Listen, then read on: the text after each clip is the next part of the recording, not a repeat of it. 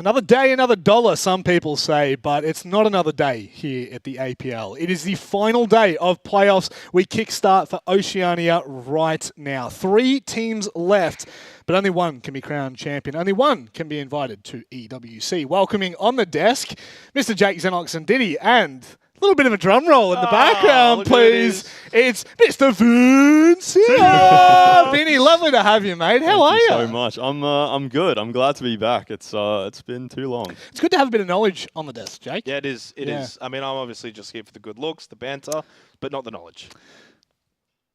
Banter, definitely. Definitely. Good looks. Debatable. I think we'll leave the good looks to Vinny at the moment. He brings the brain, the brawn, and the looks as well. Vinny, obviously a lot has happened over the Oceanic Stage 1. We are now into the final play day with only 3 teams left, but one thing has been probably the most discussed of any stage we've ever had, which is the fact that it's been so closely contested. EP, Enterprise. They're out on top. So much has changed since I was last here. I'm actually a little bit out of my depth coming back to the couch. I haven't caught as much Siege as I'd like to. But, yeah, I mean, at the end of the day, Enterprise all the way in to the finals. And I think the main takeaway is don't drop Fisho. Yeah, he, I think people have underestimated Fisho for way too long now. He keeps getting dropped from rosters. I don't know how. Building better rosters. I just don't understand it, Jake. But 2 teams that probably we can start to just slowly talk about. Actually, you know what? How about before we even get into the teams that are here, how about the team that didn't make it, that should have, the Chiefs? Why are we talking about the Chiefs? Because I think that's probably been the most disappointing part of this stage. Well, I mean, look, I understand kind of where you're going with this, Rob, because I think when we think about Chiefs, the historical nature of them within the Oceanic region, the fact that they're not this deep, is that a concern? I don't think so. I look at it from the positive outlook, which is you've got now a team that has so much history. They've got so much quality. Jigsaw, top fragger, highest DPS. He's in a position now that you have to wonder, he's not making top 3. Yes. Well, like, what does that mean for a player of his quality? So they're a roster that they're going to be really upset that they don't make top 3. But at the end of the day, it's good for the region because it means other teams are improving. It's fantastic for the region. We said it last week. It's more competitive. How about we give you a snapshot as to what we actually mean when we say it's more competitive? You probably look at us and go, what do you mean, Rob? Well, here is how things have played out. I mean, the fact that Chiefs haven't made it into the final is shocking enough. But for me, it's kind of like how things have transpired. Ludovica, for all that they're worth, they lost against Enterprise 2-0. Now, that was probably the most shocking result, was the way in which Ludovica lost, and then the way in which Gaming Gladiators lost. It's really hard for me, Vinny, because I don't want to go and say it's a top-heavy region again, but Enterprise are showing full well that they are leagues above everyone else right now. Yeah, and the surprising thing is that it's a team that came together basically this stage, obviously after the big shake-up with the rosters, especially GG, and that Chiefs roster starting to move their players around a fair bit. There was a few imports from EU, and unfortunately it hasn't turned out quite how Gaming Gladiators had probably hoped.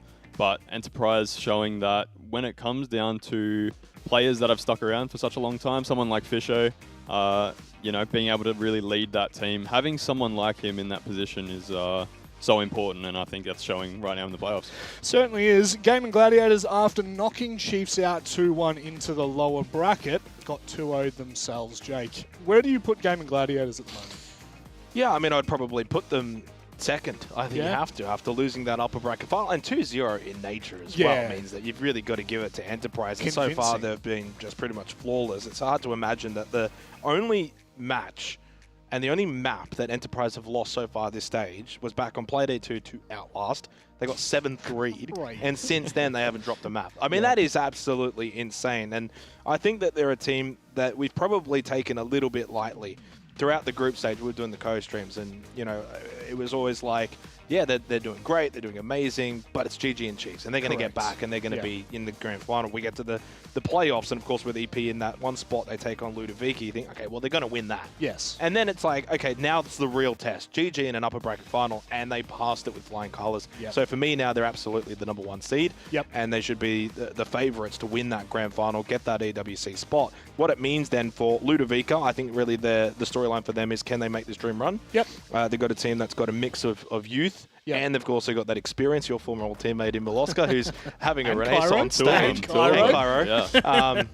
But can a player like Lunchbox, can he get back to his best? Because the last couple of series, he's been down on form. If he gets to his best, they can beat GG. And then for GG, it's the revenge game. Can you get through Ludovica and then get another crack at EP? And they know that they can play better, and they'll put it all on the line. They've got the second best player in the region in Croxon. They can still do things. I think for GG, this stage is proof of concept. It is a proof that bringing in European imports, it has to work. They can't sit back on their, I'm not going to say high horse, that sounds rude, but they can't sit back on their laurels and go, cool, we brought a great roster in, we played really well in scrims, and we just can't make it past the likes of Enterprise. But the roster that you've got in front of you, like, you just look at the names and you go, right, this is a lock for stage one. This should be well and truly, by far, the best team that we've got. I mean, you've got Wedables and Brendo who have stuck on this team since the OG days. By OG days, I mean 2023.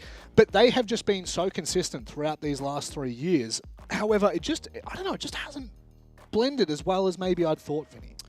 Yeah, and I think the way you put it with proof of concept is the perfect way to, because we've never seen anything like this before in our region. Obviously, we're quite isolated, so I think the move over here would probably played a bigger factor than even we're sort of letting on about. And then, yeah, as you said, Brendo and Wedables have been there for a long time, but this was such a big shift in when you move 3 players on and bring in 3 new players, it's a completely different team. Correct. So we have no idea really how the dynamics working at the moment. Obviously, as I mentioned before, Fisher was their main IGL, and he obviously moved teams. So now it's really fallen on the shoulders, I think, of a player like Leighton and these EU guys with a lot of experience that come in and sort of try to make this gel. And for a first stage to be where they are, it's not a complete failure. I think where they are at the moment is probably not where they want to be. Yep. But today is the perfect day to prove that this can work, and it has been a success. Jake, I know you can kind of be a bit more critical than Vince here in some capacity. Certainly. Which side of the, I guess, justice scale do you weigh on here? No, I agree with him wholeheartedly. I think that it's easy to be critical about GG, but in nature, when you actually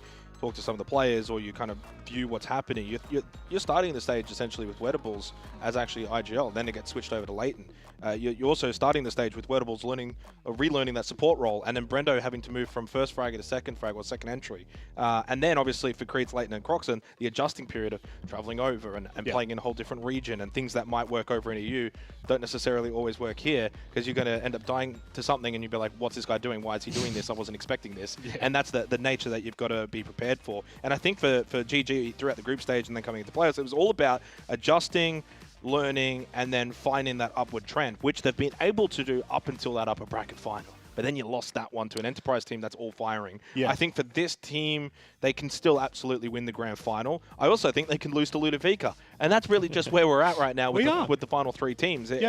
For me, there's one single player that I would look to and say, he could be the difference maker. It's Brendo. It's absolutely Brendo.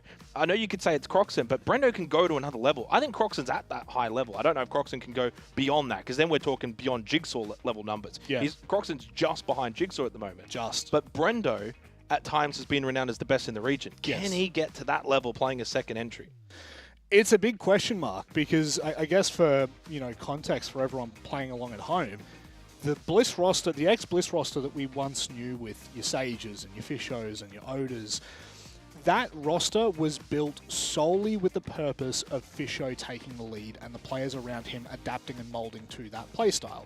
Things have drastically shifted in the last 12 months, and I mean exactly 12 months. Since Titan joined on this roster, they have opened up a whole new playstyle. It's not just a core IGL. They're all chipping in at different points throughout the round. So for someone like Brendo, who only used to worry about kills or only used to worry about entry, now there's different layers to the game, which obviously if it clicks, it really clicks and looks fantastic. Croxon 3rd in the region at the moment, technically second, because you'll take player off the top because he's only come in for the finals so far, which he's still played phenomenally with. But I think one conversation that I'm really interested in is Ludovica. They don't have a single player in the top 10. In fact, you have to go to 13th place where Lunchbox is, and then they are all within 4 of each other. Look at their EPSs. It's just crazy, Jake. Yeah, it is. But I want to talk to Vinny about Miloska. He's the highlight for me, this stage. what an amazing stage he's had, Vinny. Do you think he's playing his best Siege that he's ever played? It depends how you define best Siege, because I think but just before he joined Sinister, back when I was on that team, and as he sort of joined that team, he was considered one of the biggest demons in the region. He had the most insane fragging potential. How many years ago is this, just for context? 5? Yeah, it's been a while. I've a lot's changed. Yeah, and then he went to Wildcard and he just... And what happened on Wildcard? Went in the dumpster. But speaking of Wildcard, there's 2 members of that Wildcard roster on this team, and it was quite surprising to actually see them teaming up again after a few of the shenanigans that happened on that roster. But it's great to see. Milo's taken a massive break and come back. I think what we're seeing from him is probably the most mature performances that we've seen from him. That's a good way of putting it. And I think it's really shown this stage. So, yeah. You said no players in the top 10 for EPS, 100% right with that. You switch it to cost, and Milo's 8th, Lunchbox is 11th, so it looks a little bit better. Yep. Lunchbox has got to be the focus, though, for me as well, beyond Milo. And it's the young and the old in terms of the contrast. Lunchbox had an amazing group stage. Yes. Demon, fragging, talking about someone that can become maybe the future top player in the region. Box has that potential. I would agree. But where's it gone in the playoffs? Yeah. You know, and now it's in a do-or-die lower bracket final, grand final on the line. Yep. I know he's only 18, and that's a lot of pressure for a kid, but he's that talented. Yep. This has got to be the series for Lunchbox. I know we got Milo and Wet here, but Lunchbox for me is absolutely the one that can get them through here. And in terms of Wettables, it's been an intriguing stage because when you change role, it's not that easy to just suddenly go and think, you've got to change mindset. You've got to change your operators that you play. You've got to change the positions on the map you've got to play. Communication. 100%. And especially at the moment, I mean, the way that Siege has sort of transitioned, even over the last sort of year to 2 years, has been a much more balanced across the roles where you're sort of doing a bit of everything. Obviously, we've still got those hard set entries and support anchors or whatever words you use to describe those roles within the team. But everybody has to do a bit of everything. And then once you lose someone like Fisho and you move more towards that, you know, you have to be good at every role, basically. Yep. It can become even more difficult, especially getting people coordinated. And GG have sort of been... I've got the numbers here, Robin, and to put it plainly, attack and defense win rate pretty much goes the way of Gaming Gladiators. It's the more of the tertiary stuff, though, that Ludovica are a little bit better at when it comes to plants. And as you can see here, entries.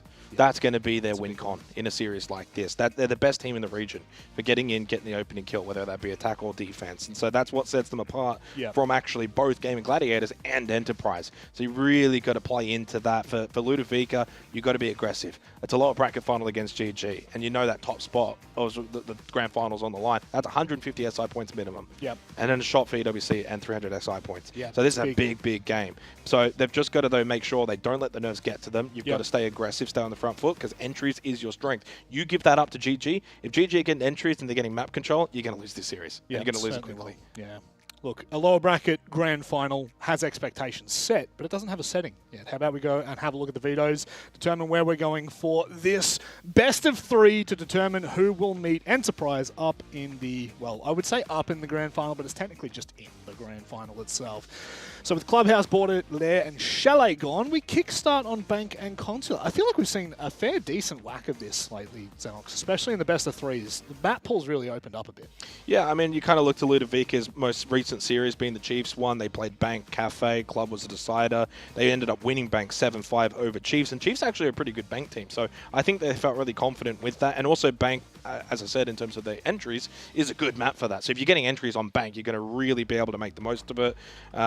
When it comes to Consulate for Ludovica, I'm not really convinced. They haven't really played it until, since the game against Circular Spheres way back, upper bracket quarterfinal, first game of the playoffs. And they won it, but they only won it 7-5.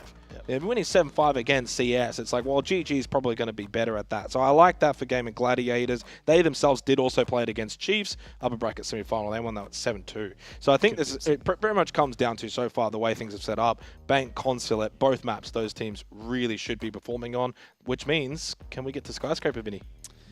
I reckon we can, and I think that's what we're hoping for, right? I mean, the more maps that we get to see, the better. Skyscraper is one of those maps that... for me, stats go out the window once you get to Skyscraper, especially in a best of 3 towards the end. It's one of those maps that it really comes down to who is better on the day. Who can be more aggressive. Obviously, I think that is favouring Ludovica at the moment. And yeah, I think the entry stat is probably the most important, even for a team that isn't great at entries, because if you can switch that around, you're just setting yourself up for a really good map. Yep. Ludovica, they have a way into this one, but I think they're going to have to dig their heels very deep. Gaming Gladiators have so much to prove in this series. This is but a proof of concept for Stage 1, hopefully a prelude to Stage 2. But right now, it's time to get underway with our lower bracket grand final. Enterprise Wait, the winner of this series. We kickstart on Bank as we head to Dev and Pengu. Thank you very much, Rob. Yeah, that's right. It's Bank to kick things off here in our lower bracket final. It's time to determine which of these two teams are going to be challenging Enterprise for the championship of Oceania here in the APL. Pengu, we've already seen a couple of grand finals across the world of Blast Star 6. We had an absolutely titillating finish to the NAL with SSG through their lower bracket run. We saw the return of G2 dominance over in Europe. Here in APL, it's time to figure out what's happening down under in Australia. Ludovica, they've already taken down the Chiefs, the reigning champions of OCE, and now they have their sights set on GG. I really feel like this is a matter of Ludovica already having beaten expectations, and I think if I was them, then my mission today was to play without any sort of fear and without any sort of pressure. You've already made it this far, you've beaten great teams, and yes, you're so close to the final, right? But to be honest, this is GG's game that they should be winning. They shouldn't maybe even be in lower bracket, but they are. So I want to see them play their hearts out, full commit, not fall by the pressure, not give in to any of those, oh my god, there are now expectations on us. No, do the craziest stuff like you've been doing so far and keep up that performance. Ludovica on the attack will ban the Clash and the Asami, of course, denying that protection from GG, and they'll respond with Ace and a very rare, very uncommon Sense target ban. Okay. Yeah, wow. A bit of counterplay in the first one, I like that. Yeah, I love that. I mean, it goes to show that G2 have really done their research. There must be some specific strats. Maybe it's just the fact that they know Ludovica likes Sens. I personally, I couldn't point to like one specific round where I'm like, oh yeah, that was next level Sens play. And to be honest, I feel like Bank isn't one of the ones that springs to mind for me. I always think of Lair when I'm thinking of Sens at the moment. How many times have we seen those teams bring Sens on Lair, especially for those ground floor executes?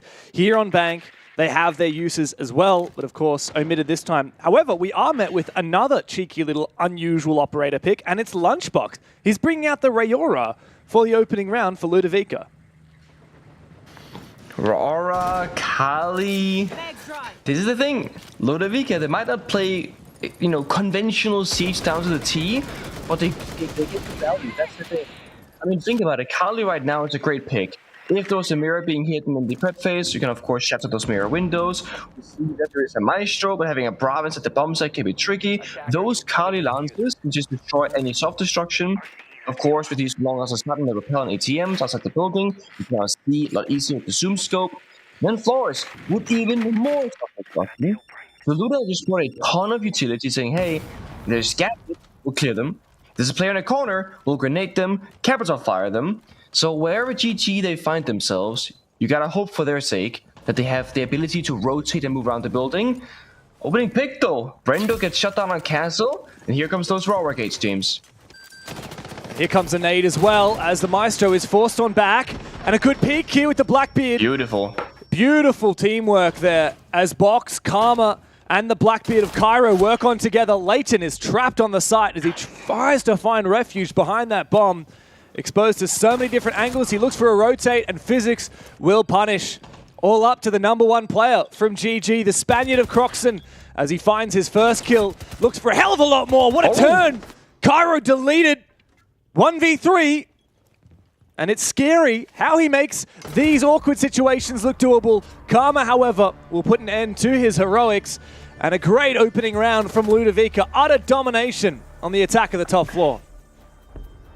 Very much dominate. I mean, they were so clean. From the very first second of the round, they got the right operators, to clear the right utility. They walked that staircase without even drone checking it. They knew Maestro was stuck inside the elevator. They will just close off the double door, walk up, grenade the elevator, hold the angle, push in. And it wasn't just 2 people on the lobby stairs pushing up. We saw, I'm not sure if it was the floor or somebody else, dropping down the main skylight, going for a triple peek. He's right here. Yeah, Flores drops down. Triple peek on the Maestro. That guy's dead. Then you got window bombsite repel, cutting off the map in half as well upstairs, meaning that if anybody from GG were to push from like janitors in towards meeting and try and help their teammates, they will die. So they get picks on the entry, they get them on the rotation cutoff as well, and GG have nowhere to play in the server. And that's the problem when you're playing a map like Bank. There are so many ways to shut down these player positions from outside the building. It's why we often see teams, you know, try and ban Hibana and the Ace, so that when you play that top 4 bomb site, you don't have any ranged heart destruction. But then Ludovica, they don't even play that kind of playstyle in that round, and they still make it look easy. GG, it's problem solving time, trying to figure out like what the playstyle is going to be here from Ludovica, and just make the right adjustments. That's beautiful when we get to see cheeky strats brought out with new operators. Rayora, we see her appear every now and then. It's not common. Yeah. And that was a particular execute with Rayora I've personally never seen before. And it's also kind of a one and done. Ludovica are not hinging their attacks off that. Unfortunately for GG, they tend to hinge a lot of their defenses off Croxon popping off. He's the only one to find a kill so far. He's picked off extremely early from outside the building, no less. Desperation for Wettables. There's a big C4 tossing out to ATMs. He's spotted. He's forced back. And GG are already on the ropes. I mean, look at the pressure that's being applied right now. Wettables fighting back, I respect it, but getting triple drone, double push, the flank. No crossfire from GG. Guyu's in open area, but doesn't watch the rotate, doesn't have his teammates back. Creeds and server stairs down on 1 HP as well. And GG are individually just falling apart. Brendo does get a kill, takes a decent amount of damage though, and Layden dies. I mean, he went to get aggressive up the main stairs. It's been red here, has the aggression from GG. Creeds, low HP, is playing the FO12 shotgun. This auto shotty is absolutely pitiful at range. It's really only good in very specific short to short, medium range engagements where you get the most out of that automatic shotgun. And he doesn't have a lot of flexibility here. Now Physics is keen to try and open up this hatch, and it will actually get opened up very quickly.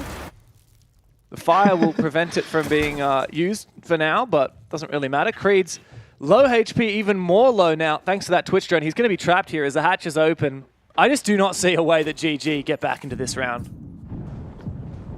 I don't think they check for the LA mine, but safe to assume there is one, right? Yeah, I mean, that he's last alive. Creeds, you gotta absolutely pop off, my friend, with 1 HP because you are surrounded. The bomb site is yours. Flashbang, a peek from Karma, and they confirm the round. Ludovica, for 2 rounds now, in absolute full control.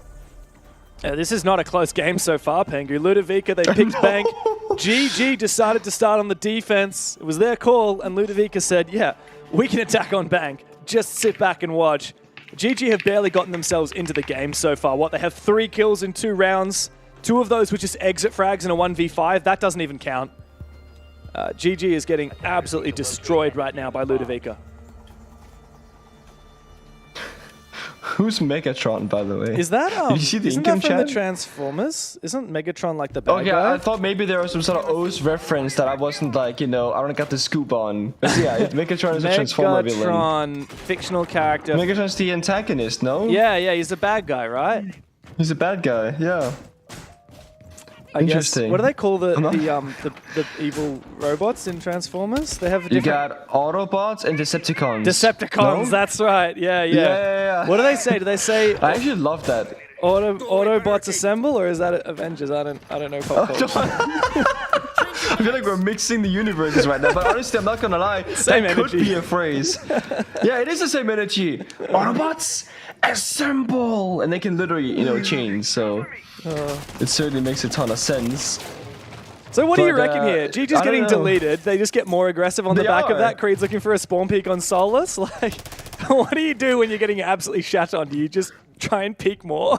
Come on, guys. Yeah, That's the problem. Right now, they can't find the right solution, right? And there isn't one solution for this problem. It's a matter of what works against Ludovica. They need to find a round victory here in the 3rd round, or at the very latest in the 4th. Otherwise, I fear they will just get completely run over on the opening map of Bank.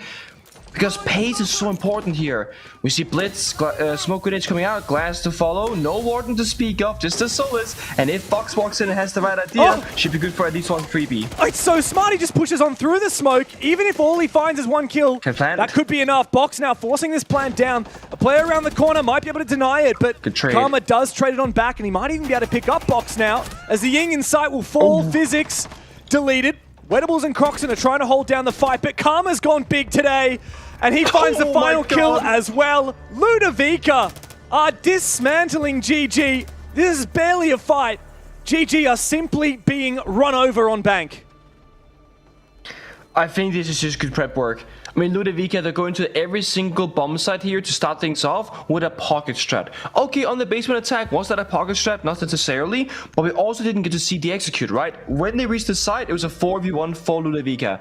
But on the opening round, we see flex operators, pocket strats, the Aurora, the Blackbeard, the Glass, or the Capita rather, to clear utility. Here, on open area, it's a bomb site rush. And GG, they're struggling because what operator do they play? They play the Warden, but then the smokes weren't effective, so they go off the Warden. Now the smokes are effective for the attackers because they play the Glass, they play the Blitz. You wish you had a Warden. GG, they've banned the Blackbeard, and sure, he was played, right? But Blackbeard is not the problem, and Glass isolated isn't the problem, nor is the Blitz. It's all of it. Yeah. It's a depth of strategy from Ludovica, right? Like, first round, it all hinges off the back of a Rayora. Second round, a Blackbeard. Third round, the Glass. Like, they have so many different layers, there's so many different ingredients, they're happy to bring whatever. They're re-picking onto the Rayora right now. We even saw a Fuse. Ludovica are taking the Rainbow Six operator pool as a challenge. It's like they're doing their daily challenges, and they've got to get through all the different operator groups to make sure they get their renown out of this match. It's been utter domination. That's back-to-back 3Ks for Karma as well, by the way. The dude is currently 8-0.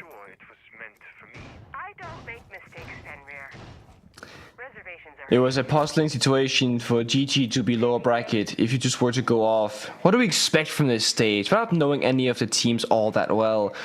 Enterprise, of course, coming out into a great form, putting up a great performance, putting GG down here. But now, the concerns for GG continues. Ludovica, not a bad team by all means, not at all. But an impressive performance. Like, this has been Ludovica being the better team, not GG being the worst, but Milo with the first mistake, perhaps, of this roster. Swings the default angle with the Kali and gets shot down by Brent on the castle from all the way inside the building. Ludovica finally starting the round from 4v5, giving GG a good shot at this one. Yeah, it's the first opening kill net for GG. Like you said, it was well read by Brendo. He knew that Kali was looking to take down the castle barricades. And that's a lot of util cleared as well. There's not a lot of other ingredients here for Ludovica to clear those castle barricades. It's really just Karma on the Flores. And there's plenty of util for him to try and clear between the Banshees, the Dread Mines, and those castle barricades.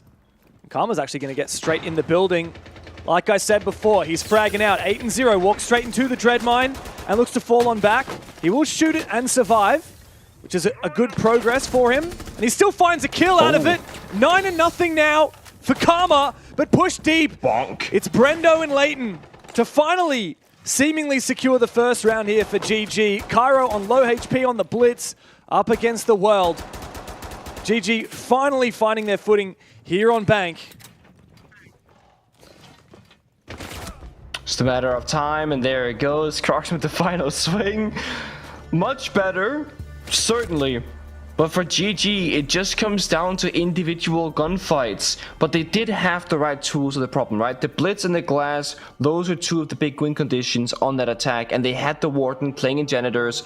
And Ludovica didn't have any way to deal with that particular position. And because they lost the opening kill, couldn't clear the castle barricades, the round just got more difficult off the start.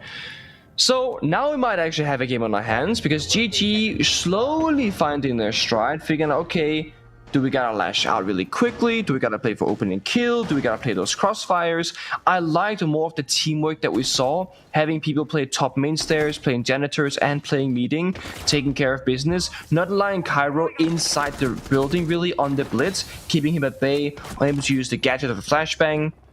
Here we see the swings coming out. That's top floor though. They gotta find success on at least one bomb site. At the worst, you go for a 2-4 half. It's not all too bad. It's not a tag or fair map of bank. It's fine. They gotta find that second round first. And Ludovica, they're looking for their attacker repicks. They showed us the Monty, going on to Maverick because they see the 2-brow. They're fearing a potential Kaid pick here. Hatches both soft in open area. Brento and Goyo just showed up. Not gonna go for the reinforcement though. Just not yet at least. There we go. Okay, get that A-hatch. He is going to get, and he's probably going to put one of his Vulcan canisters on top of it as well, which we saw previously. Noah Rooney on the hatch this time though, for Leighton. He still has one in pocket. Oh, it's actually not the Vector, but the TCSG, so Brendo can make rotations and kill holes mid-round. But he's somewhat strapped though for firepower. That Vector with the ACOG is definitely more powerful than the TCSG. I guess it comes down to personal preference. I would want the Vector any day of the week. Agreed. Big agree. Although, yeah, self-destruction can be kind of nice, and there isn't a lot of self-destruction from the side of GG at all, right? They just have only punches and DMR. Oh, actually, Warden has a shotgun, but yeah, it's Creed's. But he's playing blue stairs. He's stuck in that spot, right? So limited self-destruction mid-round at least. Because he can't really play an open area, unfortunately. So Brento now with the TCG can like open up these lines of sight and hold the heaven stairs. Takes down Milo, injured, not confirmed though, as of yet. I don't think he knows he's injured, actually. Yeah, and this is going to be an awkward spot to try and recover here for Cairo. Ideally, he needs a teammate to try and support. How much of a risk does he take? Oh, here we go, box. This might be the way into it. Brendo's read it well, spots out the player.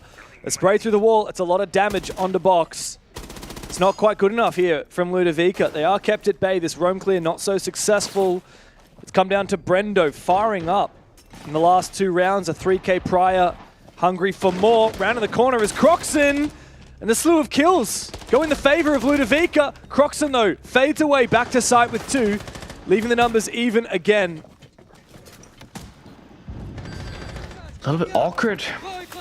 Ludovica not attacking top floor, not getting those hatches. They have soft destruction, hard destruction. You have few shield, but the few shields so far mostly ineffective. They get this 3v3 with 60 seconds and the 2-bro canisters is on the hatch, slowing down the round even more. The big question is, if Ludovic can clear creeps on the server stairs as the Warden for free, that's their way back into this round. If they struggle, however, then it's gonna be round over. Oh, here comes the knockdown. So well played from Physics. That's free. Yeah, it is free indeed. A lot of damage from that Nitro into Physics, but 3v2 should favor Luda on the attacking side. Croxon still has his Nitro cell, and there are a couple more Vulcan canisters to burn here. How do Ludovica play it? Especially with these Aruni gates on these hatches. It's a turtle plan for Physics. Cover coming through from Milo. Both players low, but they do bait out that Nitro cell. With Cairo going down, it really comes down to Moloska here. He has to have a big hold, but Leighton and Croxon pick together and secure a second round for GG. A little bit intense, but they get the job done. It's good. Again, I feel like this is more Ludovica now falling a little bit short on the entry and the map clear than GG playing it well. But that's all GG need right now, right? Ludovica make one mistake, have one gap we can exploit. Most notably in that round, we didn't really see a lot of pressure being applied on the open area window or the stock hatch up above. So the 2 roamers in open area, they're just sitting in their corners, nice and safe. And yes, GG opted to go for a swing here at main stairs, but that's because they're getting applied so much pressure from Ludovica, getting those first 2 early kills. So GG, they've changed their approach. Instead of playing aggressive early and then losing those gunfights against Ludovica, they're gonna play passive until they have to actually play aggressive and go for a lash out, and then counter. It also helps that 2 separate players on Ludovica were put down to 20 HP, Box on the Nook and Milo on the Buck. So when the gunfighting did actually happen, 1 bullet and they're injured or dead. 10 seconds remaining. Yeah, it's a shame at the end there for Ludovica that Cairo fell, because if he was playing Garage, he could really cut out a lot of that aggression that ended up coming through the red hole. But unfortunately, losing a 1 can actually turn a whole round. That's been the story of this game, a lot of it. I mean, GG, especially in the first couple of rounds, were forcing too many 1v1s, and I think not respecting Ludovica enough. And then when everything changed, it was Brendo just having a smart early pick, and then they converted the round by playing off of that advantage. That time around, Ludovica, again, could not quite weather the storm of that roam without taking too much damage. Final round now of the GG defense. After 2 in a row, if they could make it 3, that's quite a statement after being really having their asses handed to them on the first 2 rounds. It would be a big improvement to end the half even. Oh. Let's see if, oh my god, on the rappel once more. I was gonna say, let's see if Munty could get some value here and get the intel that they need, but no, the drone gets it instead. The DMRs, of course, so great on those long lines of sight, as we keep talking about. And Alon falls, Crocs, and now that's Legion Elec done. That means Munty can thrive even more in this round. 11 kill Karma, by the way. Oh, but Creeds finds a double. Oh, Creeds. How on earth did that happen? Oh, he jumped outside. Jump out. How often do you find way. kills jumping out, especially with that SMG-11? However, he's still rotating back inside. They know he's bottom square. Him and Leighton, the last 2 remaining. Problem is here for Ludovica is that Milo's very low and Kairo's already lost half his HP. The key player here is Physics on that Deimos. He can track out some of these players, but I think the Mute Jammer has just saved that GG defender from being too exposed. Wow. Re-aggress? Jump through those Claymore? How did he get out? Good question. How do you get both kills at SMG-11 as well? Because you have to hit the ground first, right? And then in one magazine... Oh. Only Claymored one of those 2 windows. they double Claymored one of those 2 windows. Oh, it hit him! Oh, low huge! HP. This Creed's round with this one. 3 kills so far. Looking good. There's a track you spoke of, though. Now they know. Last Toxic Babe going out. Oh, they need to find this kill here. Kairo's low HP! Just a sliver of HP left. The shotgun has to land. Creeds comes back in for a 4K. Creeds is hard carrying this round. Low HP, but it doesn't matter. Leighton comes through. And the 2 SAS operators, 2 team the final defender on that site. The final attacker, I should say, who became that defender in the dying moments. GG make it 3 in a row to even up the first half. I mean, that was not a GG round. That was Creeds' round. Even in that in the 4th kill in the round, when he's off the bomb side, he saves his teammate of Leighton and kills the Munty as they're breakdancing by the copy window. I mean, and to think that he jumped out when there were 2 Claymores placed under the same window right next to him. Hits the ground, SMG-11, 1 magazine, both kills, run back in, C-Force Milo, runs back for the backstab, kills the Munty. I mean, that's ridiculous. I like that Ludovica were trying to speed up in that round in the 3v2 because they know one person has just, run from outside the building and then back in. But then this C4 onto a 1 HP Milo changes the outcome of the round so massively.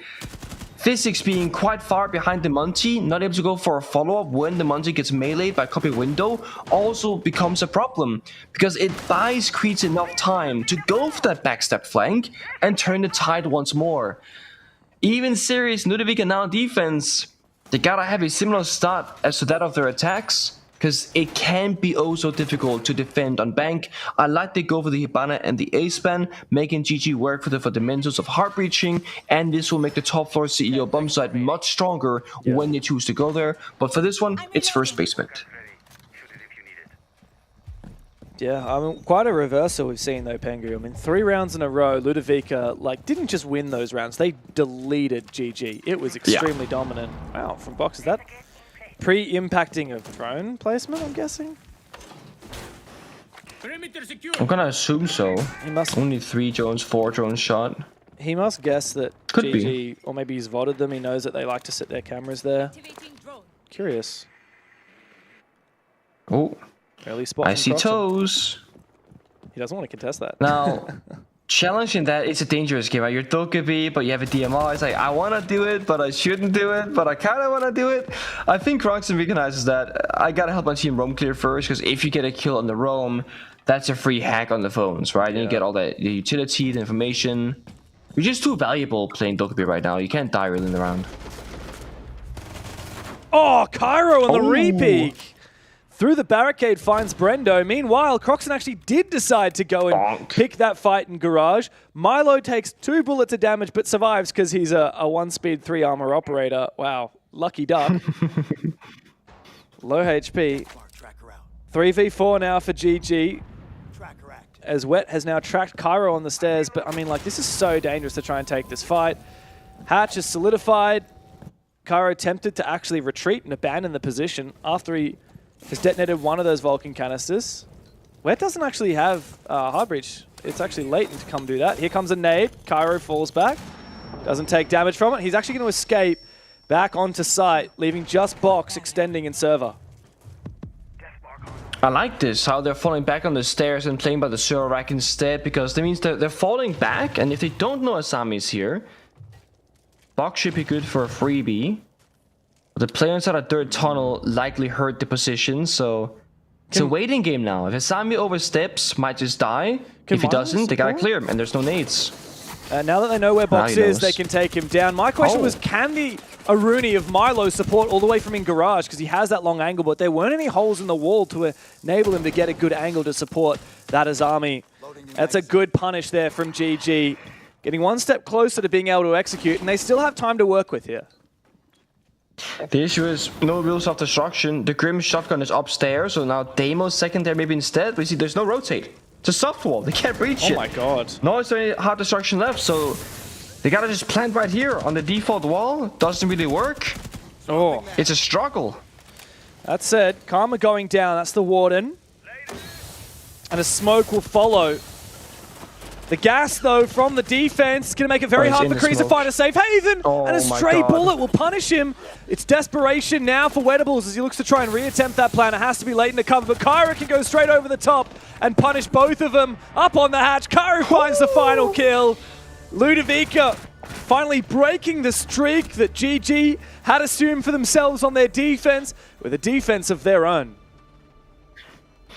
Good use of the babes there, denying the door walk-in, then of course enabling the pushing from the teammate. You might be thinking, how can you just push the bombs that rotate in towards the side? How's that allowed? Well, the Grim on the hatch has a lot of angles to watch, right? The red holes on the bomb set walls, the A door, and the rotate as well. As long as Ludovica push in 2 defenders from both the door and the rotate, they're guaranteed to get down the planter. There's 0 seconds left. I mean, the round will be over. Just playing it well. And speaking of flex operators and trying to do that siege challenge and, you know, play them all, Caveira, James. No way. Caveira. This has been a long time since I have seen a Caveira in Tier 1 Siege play, especially in a game that actually matters quite a lot for both of these two rosters. And they're hiding in top floor elevators, escaping all the drones, and if they're expecting GG to send a lone player in somewhere like garage or server or anywhere downstairs, that can be a free interrogation.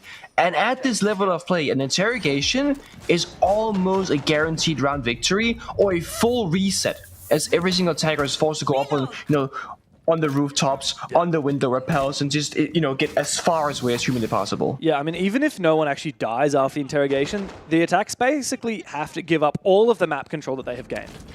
And especially if there's quite a few defenders alive, they're not going to get that map control back easily, are they? And the scary thing here is when we see the Cav pick on the defense, you look at the attacking lineup and you're like, okay, well, what do they got? Nook. An operator that's probably going to be entering solo with no drones and no support, and mincemeat for that Caveira. There's the solo entry. Brendo will up the heaven stairs as the Lion. If Caveira was in that spot in the beginning of the round, could have been that free one. Nuke shotgun, like you said, also alone downstairs. Caveira's still top floor, by the way, in elevator hall. It hasn't really... There we go. Oh. Can he hunt for this? That's the question, because if some support comes from the players up in janitors, if Creator's distracted fighting those players through the vert, just maybe Box can make his moment. He's down in the basement, though, on the main stairs. Keep that in the back of our mind. Meanwhile, Leighton is actually going deep in for a plant. On the back of that Sens, Karma finds Crocs and Creed has found his kill. It's going to be the interrogation while the plant's going down. GG are going to be exposed. How do Ludovica capitalize on this moment now? Well, they know where exactly all of these attackers are. As they get aggressive, they have to look for a try and flank these players, but it actually falls against them. Baited in by GG. Baited in by the interrogation. And despite the Cav finding success on that roam, it doesn't matter because GG had the plan down and they get the last laugh. Lamau in chat from Creeds as GG once again tie the score. Such a shame, right? Both teams doing like a handshake deal. I will get interrogated, but I will also get down that diffuser because we got the blitz in there. You have no plant deny, and your Caveira downstairs. You can't do a damn thing about it. That's like the one exception when interrogation isn't gonna just define the outcome of the round. That's in a post plant. You want to be out to the build at that point anyway if you're GG. You missed. Oh, I'm not sure what the first talking point was there. Did you see it, James? I did not see that. Maybe, I don't know if I'll... There we go. You missed the... Oh, you missed the tops on the sense wall. Oh, right. If you tuber out the sense wall, it works like a jammer, and the projectile wall will go down. Then you can see the planter. The same with Deimos, right? We see that sometimes, like if you get Deimos tracked and you don't have a mute jammer, you can like freeze the ground below you, and you won't get tracked by Deimos. True. I've never actually thought small that couple counters being used on the sends, but yeah, it's a smart move. It was a cheeky little attack though from GG. I quite like it. Just open up an avenue onto site, have Brendo at the top of square stairs very early, cutting off any kind of re-aggression, looking for picks and deep angles. As soon as you find a kill in Janitor, you can just go for that plan. It worked well. It was close though. I mean, especially when Ludovica got that interrogation. Like you said, very rarely at this level of play does a team find interrogation and not win the round.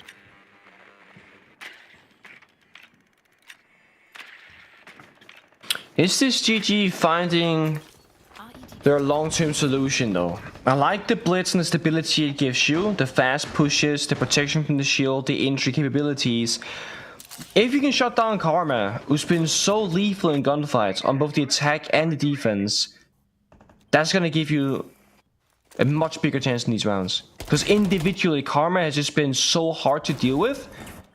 And that's where the line comes into play, right? The line, the blitz, the nuke, those kinds of operators where you can try and take him down. He's on the main stairs, worried about the skylight.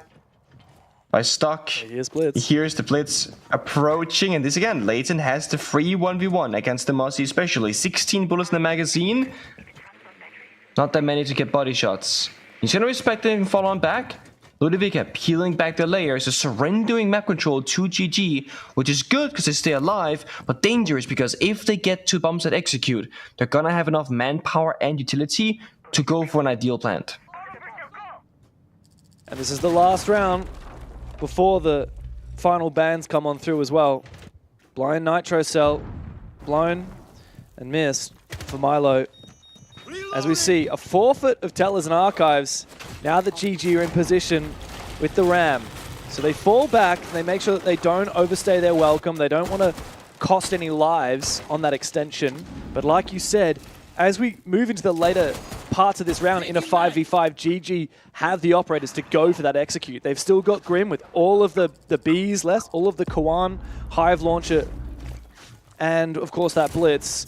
That said, Cairo actually finds his pick. Looks like Brendo is over-peeking. Oh, no way. That's a cheeky angle above the reinforcement onto the square stairs. That is a gnarly shot and a big advantage for Luda. This fight for Box, though, is so imperative. GG need this kill. I can't find much. They're playing... Oh, hello. Oh, there's a Blitz inside and he's just dead. What are you doing? There's no follow-up, really. What are you doing, GG? It's utter desperation. There was nothing to be done there except jump in, and it's not a good look for GG after so many very nice executes. They just throw everything they've got at the wall. It's not very well thought out, is it? Just send it on in. Thankfully for Ludovica, they were watching their crossfires. Otherwise, they would have looked a little bit silly. Kara was calling out Brendo in the chat from that very gnarly angle. And GG, again, on that back foot. Ludovica just one step ahead of him. GG not really covering all the spots. I mean, if you're gonna have that 5v5, you're gonna have to apply pressure in different areas, right? Get the square wall opened up, the Teller's wall towards the small box bomb side, the copy window. Just make the defenders able to play on most of the spots on the bomb side, lock them into those corner positions, then use the blitz to walk on in, smoke off the crossfire, and then you have a execute beginning. Didn't get there. They died before it even started to various angles. A tactical timeout being called out by Gaming Gladiators makes sense to me, because now it's looking like, okay, we're either going round for round, which at this pace we'll probably lose, and before that, you know, things are kind of falling apart. Ludovica won the first 2 rounds. Then we figured them out on the last half of that, and now we can't really figure it out. We got listening.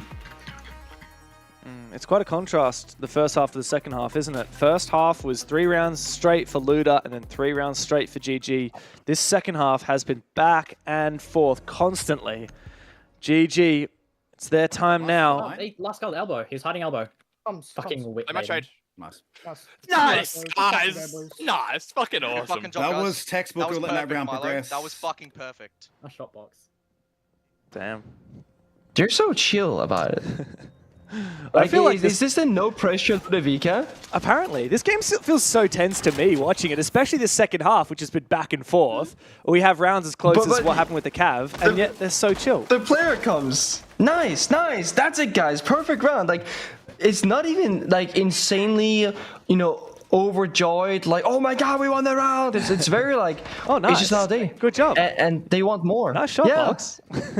Yeah. I like it though, because when you have chill comms, the entire vision just gets so much clearer. When you get into these high stakes matches, you start being like, behind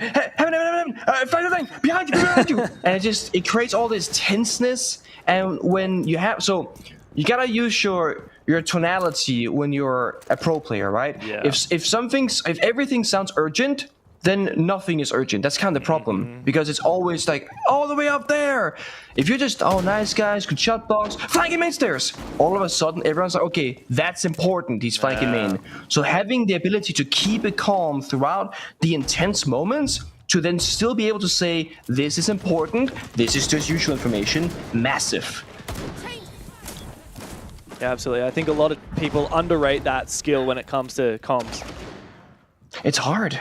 Yeah, and like you said, that word vision, right? Like every player in the server, when you play Siege, you have this vision, quote unquote, of what's going on in the round. It's not literal vision. Yeah. It's in your mind's eye. You can see, okay, well, I know from a call out that there's one player on this side of the map, one player over here.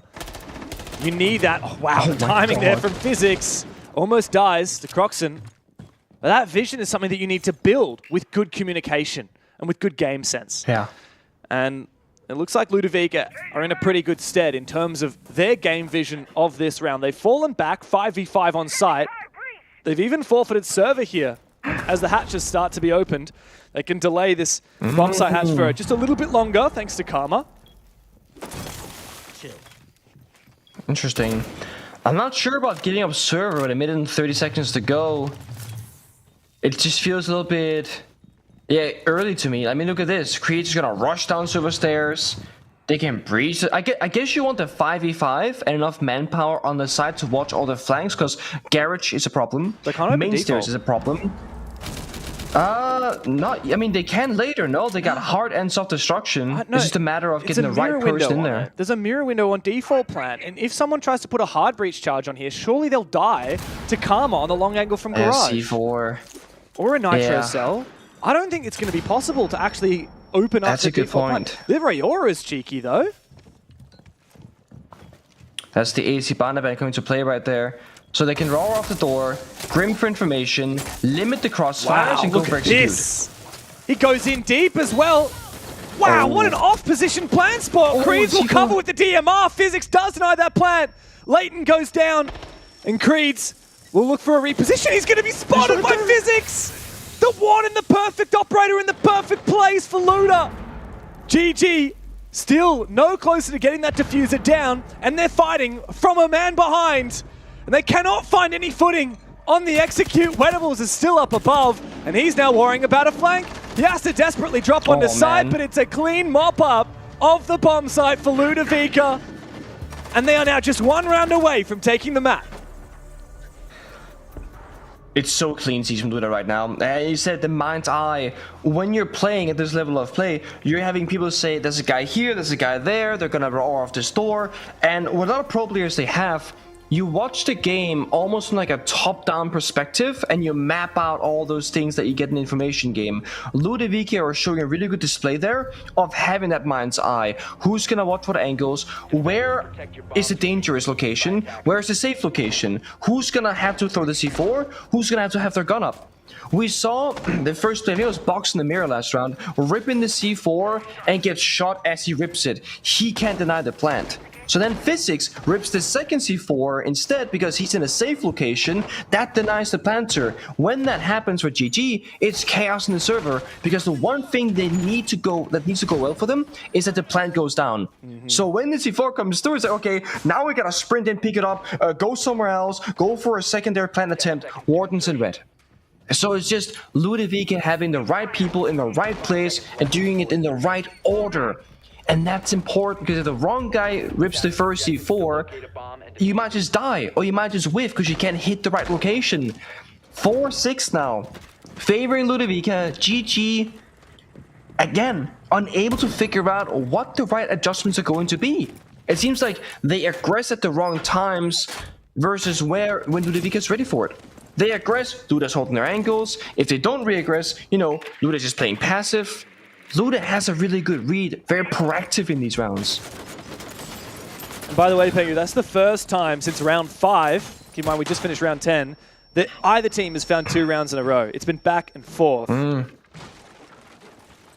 now it's an execute onto the top floor here for GG. Blackbeard in tow, the Sens once again making its appearance. The Capitao and Sens together make for quite an execute duo. Ludovica, what have they got? They've brought that mirror again. They've brought that Tubarao, which was mentioned before as critical for denying those Sens ROU projector walls. It was in the wrong position last time, it missed. He needs to make sure he lands it this time. Does Cairo? That and Milo on the Warden. See-through smokes. The C4, of course, in Box's mirror. That's the 3 key operators here for the defense. And the one thing that can really change things is a Caps of Fire. If it hits the right mark, it gets an opening kill. Yep, should be very good. Out goes Actually, I think he wall. might have missed a little bit. Yeah, it's not in perfect position. Box is still allowed to play here, but Leighton is going to force this plant down. Is there denial? A big Nitro Cell coming on over! It's an absolute nuke from Box! Protected by the mirror. And that Capitao Fire did not displace him. The timing was just perfect for Ludovica. All GG needed was the plant down. Even if they lost the engagements, it didn't matter. But now GG need every engagement they can get, and a big kill from Croxon will certainly help out. How do they get back into position to plant, though? Brendo's 2 smoke grenades. He tries to enable it. No C4s left available here for Ludovica. As the plant is reattempted from Creeds, Brendo trying to cover. And it looks like from Ludovica, they will not be able to deny that plant. It does go down, but a retake may be opportunistic here for Ludovica. Look at how low so many players in the server are right now. Croxon is out on the windows. And he's actually gone all the way to stock. He's the last player left remaining. And he needs to come in to save the day. The Spaniard and the Diffuser, but Milo shuts him on down. It's map 1 in the books for Ludovica. After a big retake, a 7-4 is what they will find. GG are on the ropes.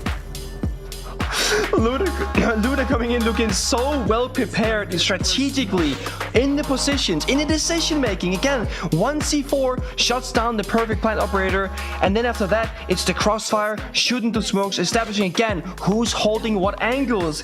GG. Looking not bad in the first map, but Ludovica definitely just looking better. Oh, wow. What a map there from Ludovica, and a statement has been made. GG might have made it this far, but are they going to be second best in the region? Not unless they fight back, but thankfully we've got a bunch of genius analysts on the desk to break that one down for you. Rob, it's 1-0 for Ludovica. Yeah, insane performance from Ludovica. First half, they ran away 3 rounds. You're seeing it right now in the replays. Perfect time to kind of bring this up. Then they faltered a little bit after that first ban phase at the 3rd round mark. Vinny, we got a little bit worried because we started saying, is this Ludovica falling? Yeah, I mean, you mentioned actually before we went on that this is sort of uncharted territories for a few of them coming into these best of three. So maybe they were just starting to falter a little bit. But I think they stuck to their game plan. They were very aggressive on their attacks very early. Yep. We mentioned obviously their entry stat being so high. Insane. And yeah, they continued to build on that. Karma was unkillable in that first half. I mean, he really set his team up really well for those attacking rounds, and they just sort of carried that momentum through to their defenses. Yeah, Karma definitely wound back the clock a lot in this series, guys. I mean, a 146 EPS, 13 kills across the entire map, but he was a player about a year ago that had an unbelievable stage, like one of the best stages we had ever seen from a player of that stature. And then we just didn't see him again.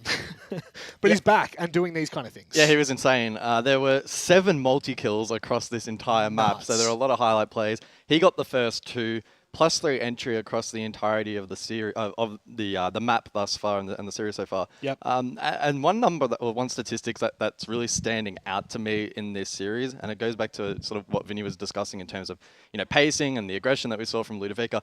The timing of the opening kills in that first half, I'm looking, there's a lot at like the 2-minute mark, 2:30, 2:20, 2:16, etc. That slowed down massively in the second half. I mean, round 7 it was 2:07. And then it was like 144, 52, 28, so a lot later in the round. Yep. Luda did a really, really good job defensively in stalling out, and even in the cases where we saw the plant go down, their retakes were generally quite good as well. So overall, strategically and execution-wise for Luda, really, really strong. Does that translate into map 2? We're probably still a little bit on the fence. GG, I'm sure, will be more competent on this second map. Yep. 3 opening kills were not converted. Only 3, Vinny. And fortunately for Ludovica in this storyline, we talked about it going into the map that it was a massive win condition for them. They only lost 3 opening picks out of this entire map, which is kind of ridiculous to consider. We talked about it very quickly as we were going into the map, kind of off air. We weren't talking about it while we were doing the pre-desk. Cairo is a bit of an aggressive young man in the server, and he is, for the most part, in the conversation, helping divide the strats up between him and Milo. I think, by the sounds of it, he's really leading it, and Milo's kind of there as the mature, don't think that's a good idea, pal. But the point that Guz is making there about when the opening picks are happening, on Ludovica's attacks, it is dramatically earlier. Like, within the first minute, then we swap, and GG play a much slower, more methodical version of Siege.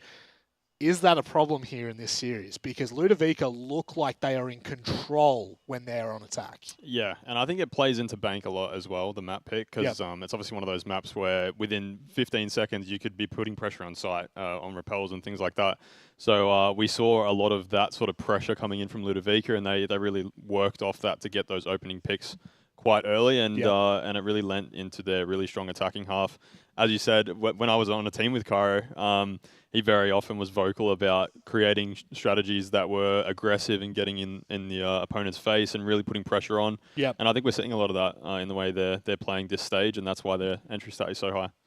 Now, we move to Consulate. Michael, we just need a quick word from you on this one. Both of these teams have won it, so they've both played it once this stage.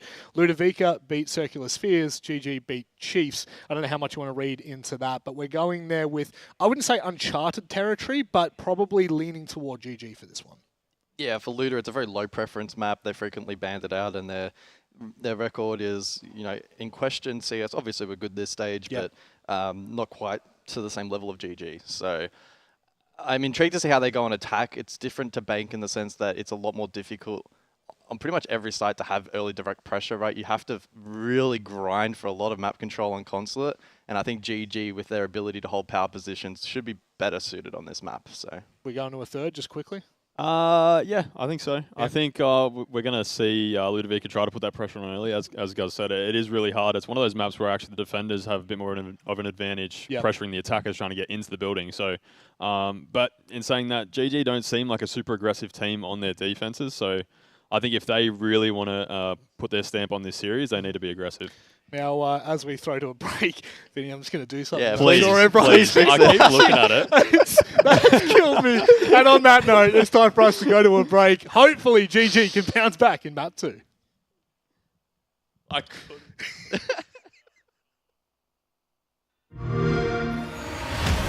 You know how they say, it's not the destination, it's the journey? And the journey of 1,000 miles begins with a single step. And you know what? They're right.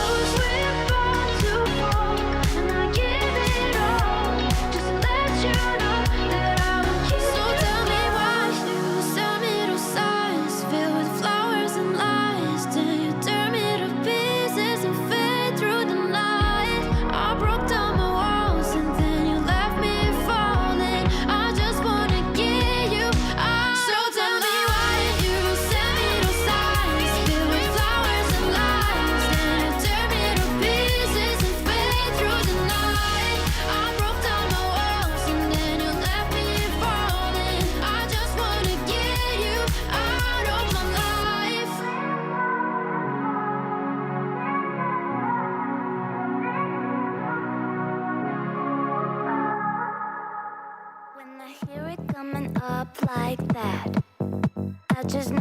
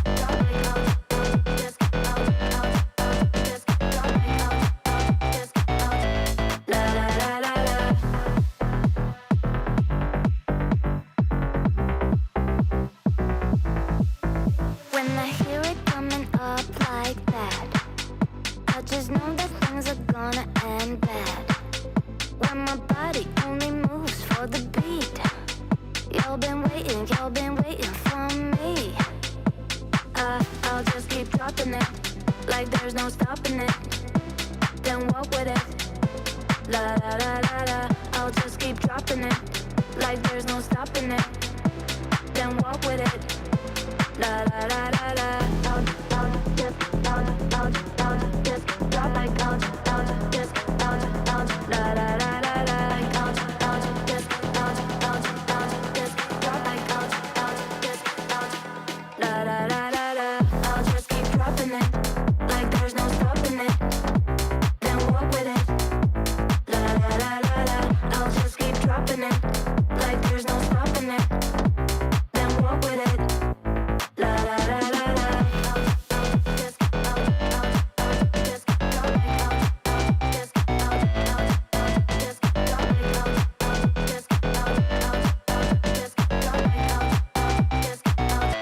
la la la la la.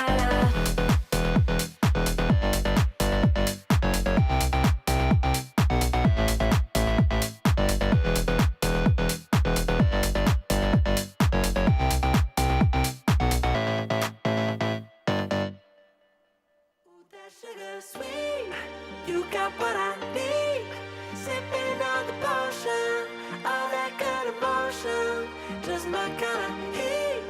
Keep it on repeat, tested by the motion, loving this devotion. Live it up, live it up, live it up, sweet emotion. Every time, every night, you and I on a roll. Switch it up, switch it up, switch it up, where I'm going. Stay on the fly, just in time, know the right way to go. I'm on the road, it's my time, taking control of my life. I want to run the red lights, I've got to run this show. You always take me so high, you always make the highlights.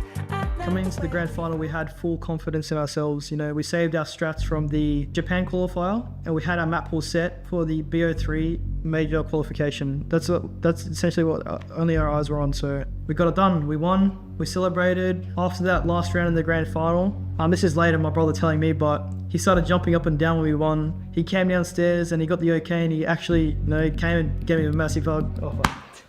That was sweet, brother. Oh, sorry, boys. Yeah, me and my brother are really close, so I go to his footy games every weekend and we support each other, so he can come and, oh shit.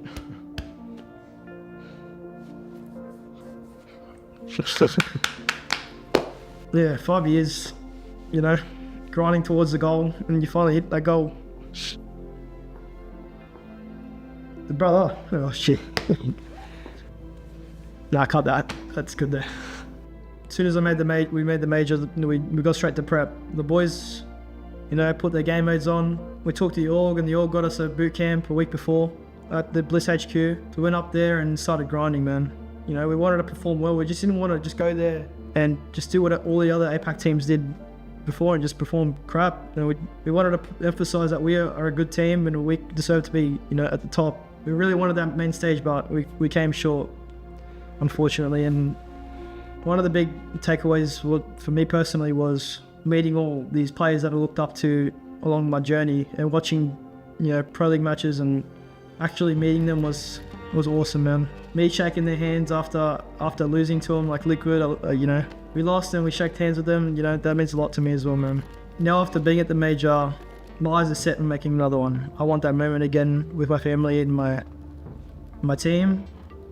It doesn't matter if I have to do it with a different set of boys, I need to get that done again. So that's the #1 priority for me this year.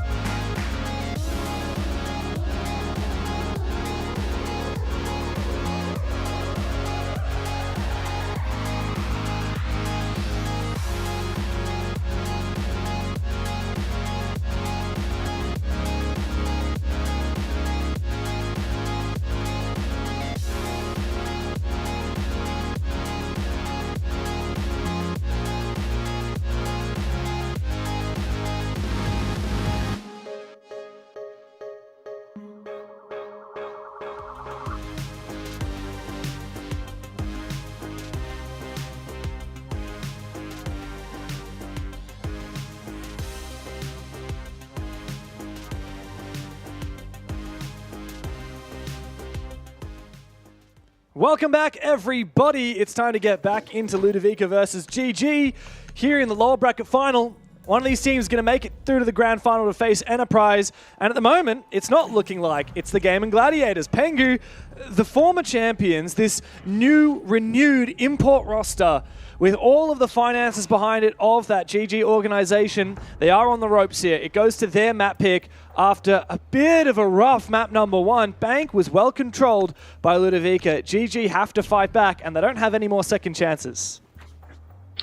They do not. And it's an awkward spot for GG because they weren't just struggling in like the individual gunfights or in map control or in strategy. It was across the board in all those 3 categories. GG didn't have one area where I was like, you know what, they look like the better team right now, and I think they can take it on map 2 or map 3 if we gotta go the distance. The more I see, the more I'm like, you know what, Ludovic is the real deal. Like, they're getting so much better every single week. And now they're doing it against one of the best, supposedly what should have been the best in the region, which maybe just hasn't been the truth after all. GG is starting on attack. They picked the map, so of course Ludovica choose the starting side. When you're playing Consulate, you're gonna pick defense first, okay? It's very simple. There's not a whole lot of debate about this. This is what you're gonna do. Ludovica, what they did when they were attacking a bank, they were setting the pace. They're being fast, they're being effective, they're being aggressive.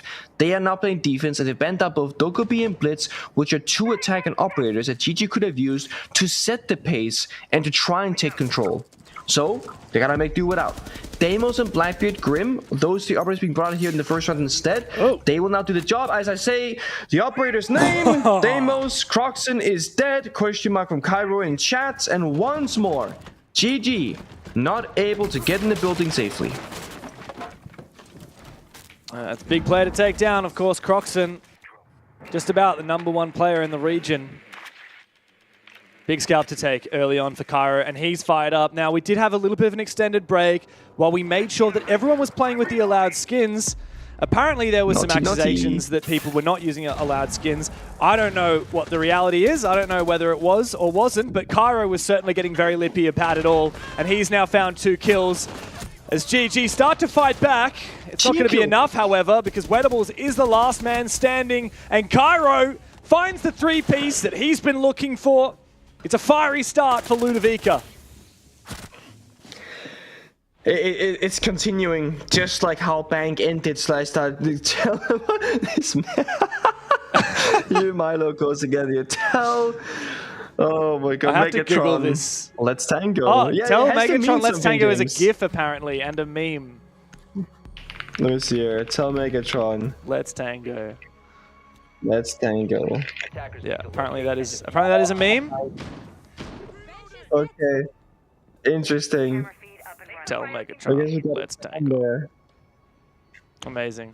I like that. I mean, I really enjoyed those interviews whenever they've been winning and playing about the prep work, the philosophies, and kind of how like Milo came back after a long break, and he was kind of terrible, he said, in the beginning, and he was like, you know, having to get back into it and like try and figure out like how the game is now, and strategically he knows like the fundamentals without the current meta anymore.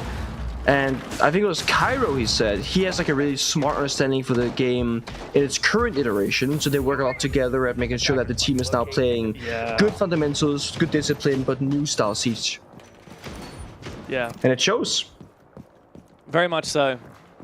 Ludovica have taken a little bit of time to warm up. Of course, like you said, there are 2 veterans on this roster. I guess Physics is kind of a veteran. He's been on Circular Spheres for a very long time in a mid-pack team.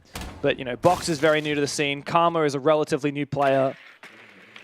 And yet Ludovica are hanging with the big boys. Of course, they already beat the Chiefs, the former champions, and then GG, who were champions before them.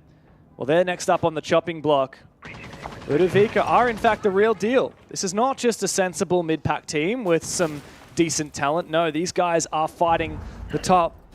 They're fighting this import roster of GG as they do look for their second attack to GG, and they brought out that Blackbeard again. Croxon has survived the first minute of the round. That's a good flag. Yes, but I think it might be because they're going so slow. Everyone is still outside the building after 60 seconds, and yes, sometimes Consulate can be difficult to enter, but I think this is just them paying respects and not being scared, but recognizing that, hey, we cannot just run over Ludovica. We can't just jump in a window, go in the building for free. 2 guys by Sulu window, Croxon by the yellow door. This might just be a straight bomb site take, but now they're going on the repels instead. GG, they get the first step done. They summon the bomb site walls, but now they gotta start working the map with only half the round to play. Well, they couldn't breach the wall with Ace. They could have used Croxon's pistol to breach it, but instead they decided to go all the way on the top floor, and guess what? Cairo was just waiting for them. 2 players drop, Disaster. 2 players fall, and 2 players are now waiting for the round to be done. As the rest of GG walk straight into crossfires, Karma finds one. It is an utter disaster for the attack. Yet to find a frag as Milo peppers a few bullets and falls on back. Hello and goodbye, says Lunchbox. Wedables, the last man standing. 1v4. Cairo's calling him. Cairo's waiting for him, and he swings it with the shotty. Oh, GG are in utter dismay. It's a pitiful opening to Consulate, akin to that of Bank. We need to see them fire up sooner or later, because this is a very dull-looking GG. This is the problem again with Consulate. When you pick the map, you will start on the much more difficult side. So if you lose on Bank, as GG they did, you're gonna have a first tough 6 rounds on Consulate. They need at least 2 here. I think with how things have been going so far, they might even need a 3rd to have a realistic shot at staying in this. It's about the mental game now for GG. We know mechanically they're good enough. They've shown us that the entire stage so far. And when they show up on a good day, they can also be a great team and they can beat Ludovica. Right now, none of that matters to me. It's about mentality. Can they stay in it? Are they gonna tilt? Are they gonna be like, oh my god, are they gonna get frustrated? Or will they keep problem solving? Because those player cameras from GG that I just witnessed, they look kind of dead on those player cams. Not a lot of mouse moving, not a lot of big smiles, not a lot of energy being brought. And when you look at how they're playing in the server, it's very similar. They're all outside the building for over half the round just to jump down yellow skylight, no drone, not even checking the damn staircase, and just dying to a defender of Cairo, just standing there. So many things can be done for GG, and so little things are actually happening. Yeah. As it's one thing to lose when your opponent is making huge plays, but it looks so bad when you're just jumping down staircases and not even checking that there's a player waiting for you to get freebie kills. The GG started on attack on a defender-sided map in OCE League, 55% defensive win rate for Consulate. But that doesn't mean that they can get away with having a really pitiful opening. Cairo is so confident to swing here. No damage dealt either direction at the moment. Fishing. Creed's gonna have to rejoin it now to make sure that he's indeed falling further back, and he has. But this is a solo entry. Creed's gonna go up the yellow staircase instead of chasing into garage. He's gonna stay alive. Oh, Box. Red Pink's coming out. Box injured by Layden on the demos. Confirmed by Creed to the wall. Good start for GG. They're in the building. They got opening pick, and they got demos trackers. Oh, it does fail, though, as I believe Cairo walked on through that mute jammer. Meanwhile, Brendo got a little bit baited in there, and he falls to Milo, who wants to try and piece on back downstairs. Keep in mind, this is the split bomb site. It's not garage. Yeah. And not a lot of map control has been taken here by GG. The only player who's inside the building is Creed's in Expo, as he's making his way through the ground floor towards that A-bomb site. This is the thing about Consulate that makes it hard to attack. You can't really be in the middle of the map as an attacker. There's no easy way in. Lobby is not the middle, piano is not the middle. You gotta push from one side and then over. A little bit akin to Skyscraper and Cafe to a point, and it means defenders can just keep peeling back. This here is a bit of a gap that Creed has found, cutting off the rotation between bottom spiral and the bomb site. But it looks like, yep, there was the default cam. They know. Do they swing? Do they stay? Oh, Cairo times it! With the perfect timing! How on earth did he have the luck to make that happen? Creed's right as he got out his gadget. That's when the kill came through. Layton, though, nice drop shot onto Cairo. Brings out that vendetta for a bit of revenge. 1v3. with 30 seconds to play, but no diffuser to speak of.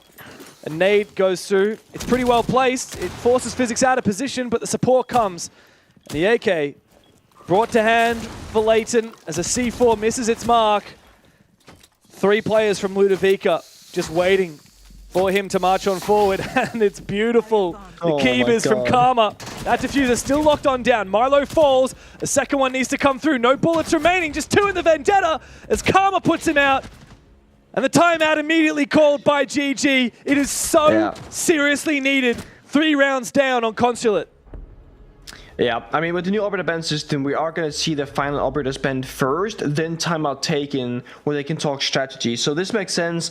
They see the full vision now, and I mean, you're down 0-3, nothing's working. It's not even close. It only got into that 1 versus 2 because Ludovica just swinging you for fun. One big important note for me, actually, I was watching the player cams of Luda when they won. They're not screaming or yelling or they're super hyped up. It's, again, cool, calm, collected, 1 round at a time. Celebration is not going to happen until you reach that second victory screen and you take this series 2-0. They're not going to get ahead of themselves. So what do they talk about in this tactical timeout? Here's the GG roster. Wow. Oh, it's all coaching staff talking. There's not a single mouth moving here in those cams. So my understanding is it's only 1 coaching staff that can actually talk. It's only the designated coach, not the analyst or anyone else. Fair. That's true. That is my understanding. Of course, Sejon, former player for GG, he's still involved in this roster. I've heard a couple of different interpretations of what his role is. I believe technically he's team manager, but I've heard he has quite a hand in a lot of the coaching of this team. But I could see that. What everyone, I mean, I think he would be an excellent coach, just knowing the leadership qualities of that guy and his extremely deep understanding of not just the game, but also high performance. I had some really good chats to him about that book that me and Mandy always used to talk about, The Inner Game of Tennis, the one that the old Bliss roster were recommended to read by their support staff, by their sports psychologist. And it really just talks about not just how to, it's not about how to be good at tennis or how to be good at the game. It's about how to get yourself into the right headspace to be good at whatever you're good at, right? Which is so important. Because you can have a ceiling of being the best team in the world, but if you never actually reach that, or as soon as you are playing in front of a crowd, you can't reach that, it doesn't really matter how good you are sometimes. It matters how good you are today. And that's what that book is all about. That's what I know Sejon is so good at. But I'm pretty sure it's likely Titan who's the one talking to GG during that tactical timeout. Obviously, he has quite an esteemed career himself, being an SI champion back as an analyst for G2. But I wonder what it would be like to be in the tactical timeout when GG 0-3 down on their map pick. Could also just be a case of a Titan crash out. There was those memes when you first joined the region of OCE that, not seeing eye to eye with how OCE players were playing in scrims, I think was a joke back then. Not taking it serious enough. How serious enough is this for you, right? Ludovica taking it down, making it look easy in some of these. And again, I want to praise Ludovica because they've been playing really well. I think the reason why the divide is so big in some of these rounds, particularly on Consulate, is Ludovica are playing well, plus GG are playing kind of poor, and that's creating a very big divide in the, pretty one-sided 3-0. But is this Kyra overheating a little bit, sprinting into admin when the guy's on window rappel? That's a little bit disrespectful, and it goes punished, thankfully. And that's how GG can find a way back into this. If they punish these small mistakes, if they shut down the over-aggression of the individual players of Ludovica, and then they can convert this manpower advantage into round victory, that's how this starts going the right way. Kara has been very hungry. We saw that ever since the first round where he got that early kill on Croxon and then taunted him in the all chat. Now here comes the Sens projector. Kreese, no way! How on earth don't you check the angle? Milo's good for 3! No. And that's the round in the bin for GG! How on earth do you not check that default position? It's an utter disaster for Gaming Gladiators. The tactical timeout that nets them nothing. Poor Brendo, left in a 1v4, doomed to die, trapped outside this window, fishing for kills. But Ludovica, they know that the damage has been done, and all they have to do is sit back, relax, and wait for Brendo to surrender his life to them. Oh, man. GG. The second bumps of rotation. They've seen the top floor defense before. They know what to expect. Brendo's good for one. Karma shuts him down. And again, no big cause for celebration because it's just 4-0. It's just another round, guys. When you see that second bumps of rotation and you've seen CEO before, it's like, okay, we need to now have a counter attack. We saw they did it before. Let's counter it. Let's have a solid moment here. Doesn't happen. We gotta start seeing GG strategically bring the right plays in the server, taking admin, working on over, having crossfires, checking the defaults. I mean, look at this. How do you not check it? It's like every single player, every round since the rework has had a person in this corner, and they don't even attempt to check it. Heartbreaking way to lose the round, and it ends right there. Like that's it. It's over.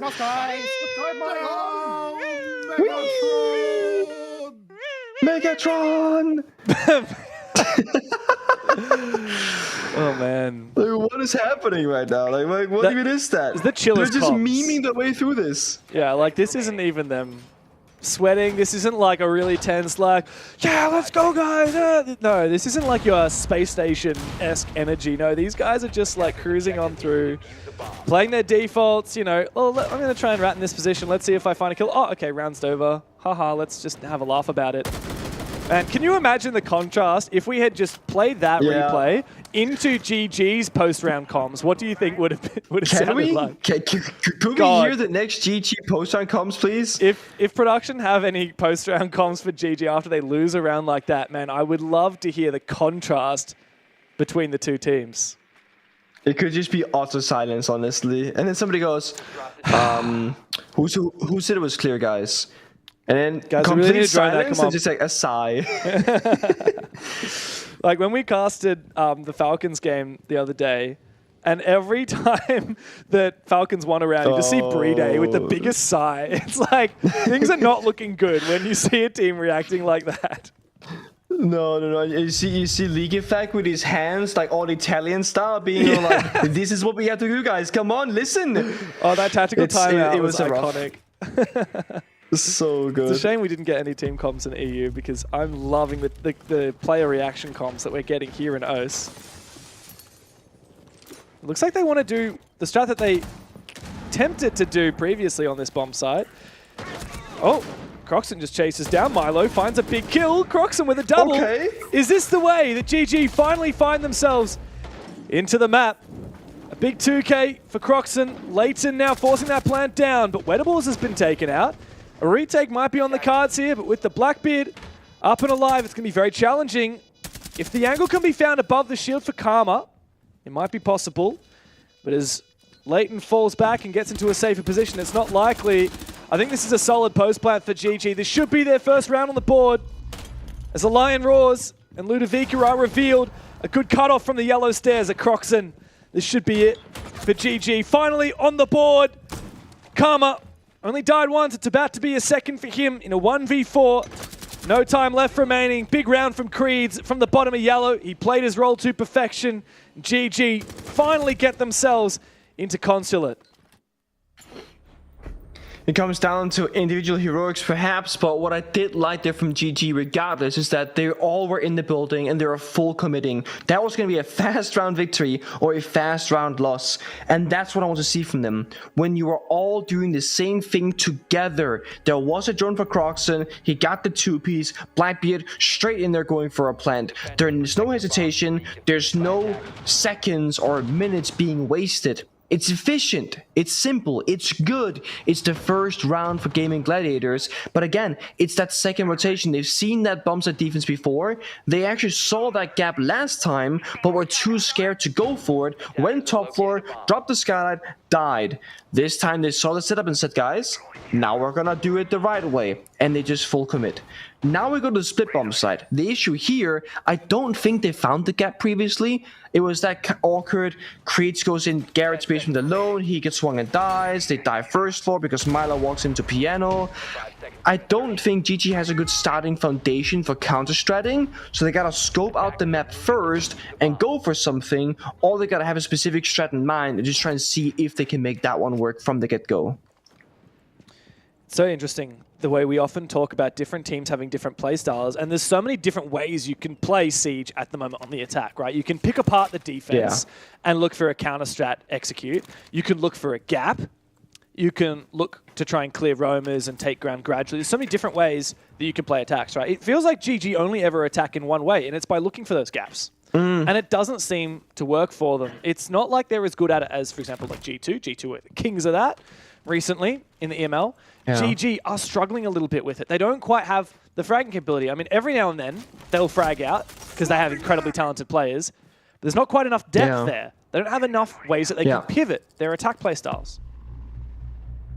And that's where you can maybe raise the question of, is this just like an import situation where you don't respect your opponents enough, or is it just a matter of like, you've had an easy time in groups, relatively easy time at least, you can just kind of run over your opponents, and now it's changed, you can no longer run over them, and you lack the depth to do the different thing. Oh, they're no, just dying Leighton! again. Everyone's dying! There's 3 dead! Where are you looking, Leighton? You were mid-gunfight with this guy! Croxon needed to cut off Karma, but he didn't. Eventually, he takes him down, but the damage has been done by Ludovica. And again, it's desperate times for GG. They really needed that second round and a half. You can't exit at a 1-5 and move on to your defense. Even if you are a phenomenal defending team, you're almost guaranteed to lose the map. And now GG have to come back from a 2 versus 4 just for a chance at making this half redeemable.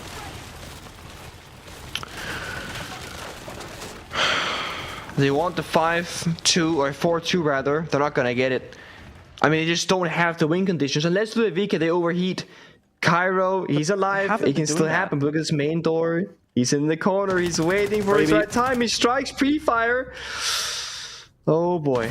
Oh, and he finds a second as well. Boy. There's the young gunner of Box. He's been fired up in this series. Ludovica, a 5-1 defense on Consulate. GG's map pick. And now GG have to run it back. If they don't, they're out of the tournament. They're out of the bloody tournament. Not even in second place. This isn't even the bloody grand final. Ludovica came for the Chiefs and they got rid of him. They kicked him out. The former champions gone and done. And now they're coming for GG, this import behemoth. Ludovica are gunning for a chance to rematch Enterprise in what would be such a historic match for OCE. To not see GG nor the Chiefs in the grand final. And it's all thanks to Ludovica, who would have knocked them both out. It's just 2 rounds away from happening. GG, there's no turning back. They need to look forward and they need to storm through this defensive half. It's do or die. We gotta see them just come out swinging in this opening round, have a solid defensive setup, and play the crossfires correctly. I'd like to bring in traps here to slow down the individual gunfighting of Ludovica, the Fenrir, the Ella, the Goyo, the Smokes. They're checking out a lot of the right boxes. Creeds is in being, you know, a solo roamer on the video that can do crazy stuff if he has to. I like that as well, the kind of wow factor, which GG they definitely need. But we saw Ludovica when they were attacking on Bank. They were setting pace. They were controlling exactly what was happening almost every single round, and they're not afraid to go for a rush. They're not afraid to go quickly in the server. And when you're playing Consulate, I do think the most important thing on the attack, it comes down to a mixture of 2 things. Either it's full commitment and fast pushes, where you're gonna hit the side very rapidly, or it's really solid fundamentals in like the ABCs, the 1, 2, 3s. Guys, go admin, breach the meeting wall, clear soda machine, and then you push top spiral and meeting door. It's really either or. The whole fishing around, oh, I'm over here, I'm over there. I know that people are going to watch this game and go, oh my god, GG, you're so bad at attacking, I've seen rank stacks better.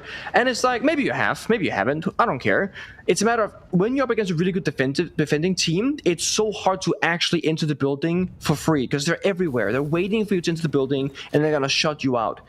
Ludovica played really good defense, and it's why GG's attacks looked so awful. This could be an impact run out. He hears it. The line scan, vision cloak. Yeah. The angle. It was a bit sketchy there for a second. I mean, it's hard to look directly upwards, right? You can't look 100% upwards. And Cairo actually almost pivoted. He had to flip upside down in order to aim downwards on Rappel. He almost got that, but nonetheless, it's a good kill there for Creeds. And a good start. Oh, that was an actually missed Selma. That should be able to be picked up, though. I mean, if anything tells the story of this map... Oh, okay, Creeds, why are you peeking that? Very unnecessary. An early advantage that was garnered by GG has just been straight up given back to Ludovica. Yeah, I was just gonna praise Creeds how like the wow factor of doing the solo play paid off, and then he throws his life in the gutter by retaking into admin completely solo. Terrible percentage play.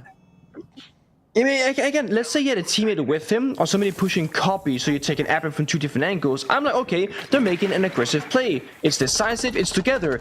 That was a full-on solo play after already having done that hero. And it's like, what's the benefit of that kill, right? Versus the negative side of losing it. Like, the risk is not worth the reward.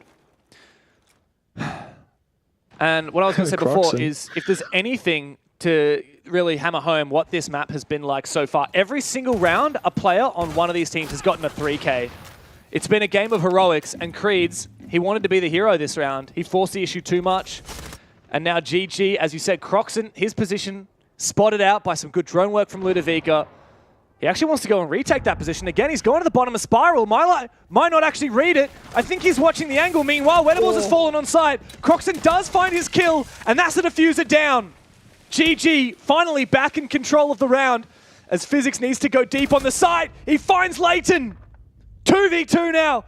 But Croxon still has that diffuser at the top of Spiral stairs. It means there aren't many options here for Karma as he falls. Croxon gets him. Physics low HP, finds one. It's a 1v1 for Physics. That diffuser can be grabbed, and he spots out where Croxon is. He might be able to go for the kill. Pistol in hand for Physics. You cannot deny the laws of this man. Oh my God, Ludovica. It's match point out of nowhere. It's a heartbreak. He could have stayed outside the building, let go of the mouse and keyboard, and probably won on time. He jumped out Spiral window, in towards bathroom, detected. He gave away his perfect position. They had no clue where he was because he retook top Spiral. He could have been downstairs. He could have been right side. He could have been left side. They didn't know. Oh, 2 seconds left. That was just the wrong play. Croxon, you almost won the round for your team. And that jump outside was utter devastation. This play right here from Creeds. I want to go back to that.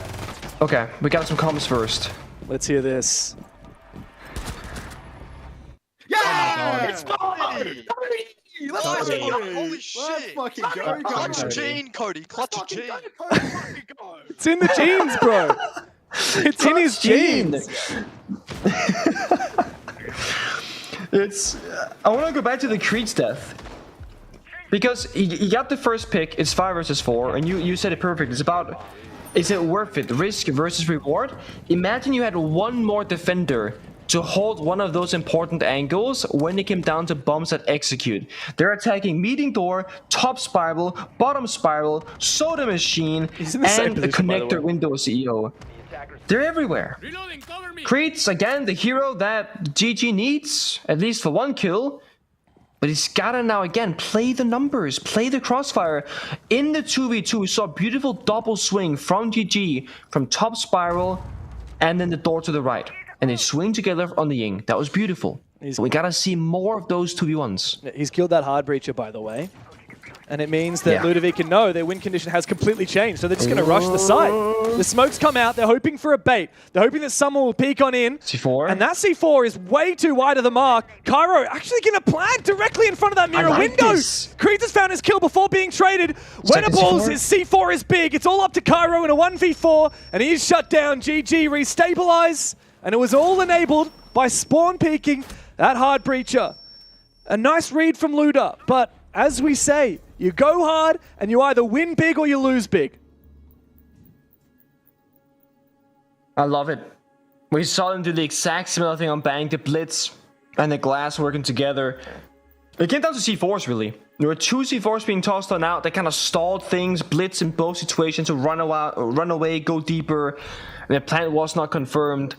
I will say, though, even if the plant did go down, I don't think the post-plant positions were all that strong from Ludovica. They're getting flanked yellow.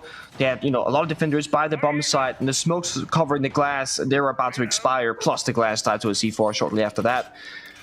But you can afford to do these crazy rounds because the score is 6-2.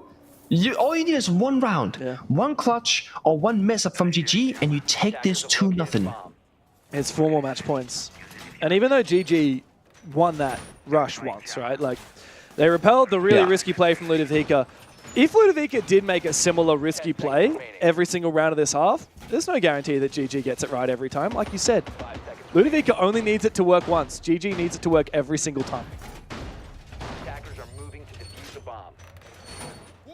What happens when Creech goes that early pick and then dies, and you start the round 4v5 instead of 5 versus 4? That's the other thing. The individual heroics, they're great to have. Like, who wouldn't want a clutch player who can just win the round single-handedly, or at the very least, put yourself and your team in a very advantageous position? Anybody would want that kind of player. But what's more important is the consistency to make the right play more often than not, and then occasionally be clutch. You can't be a hot or cold player and then just hope for the best. You gotta be a hot and cold player with a consistent team behind you to back you up when that play doesn't work out. Oh, the florist trick, I love this. From the roof, in the window, in the drone hole, and clears the shield. Yeah, there's no one in position to shoot that, by the way, which is surprising. No one on the camera either. This is so gnarly. Some absolute... help! Yeah, come on, Milo. Oh, is he gonna get through? Nah, gets jammed. Oh no. Meanwhile, though, Brendo's actually gone down dead. on the Fenrir.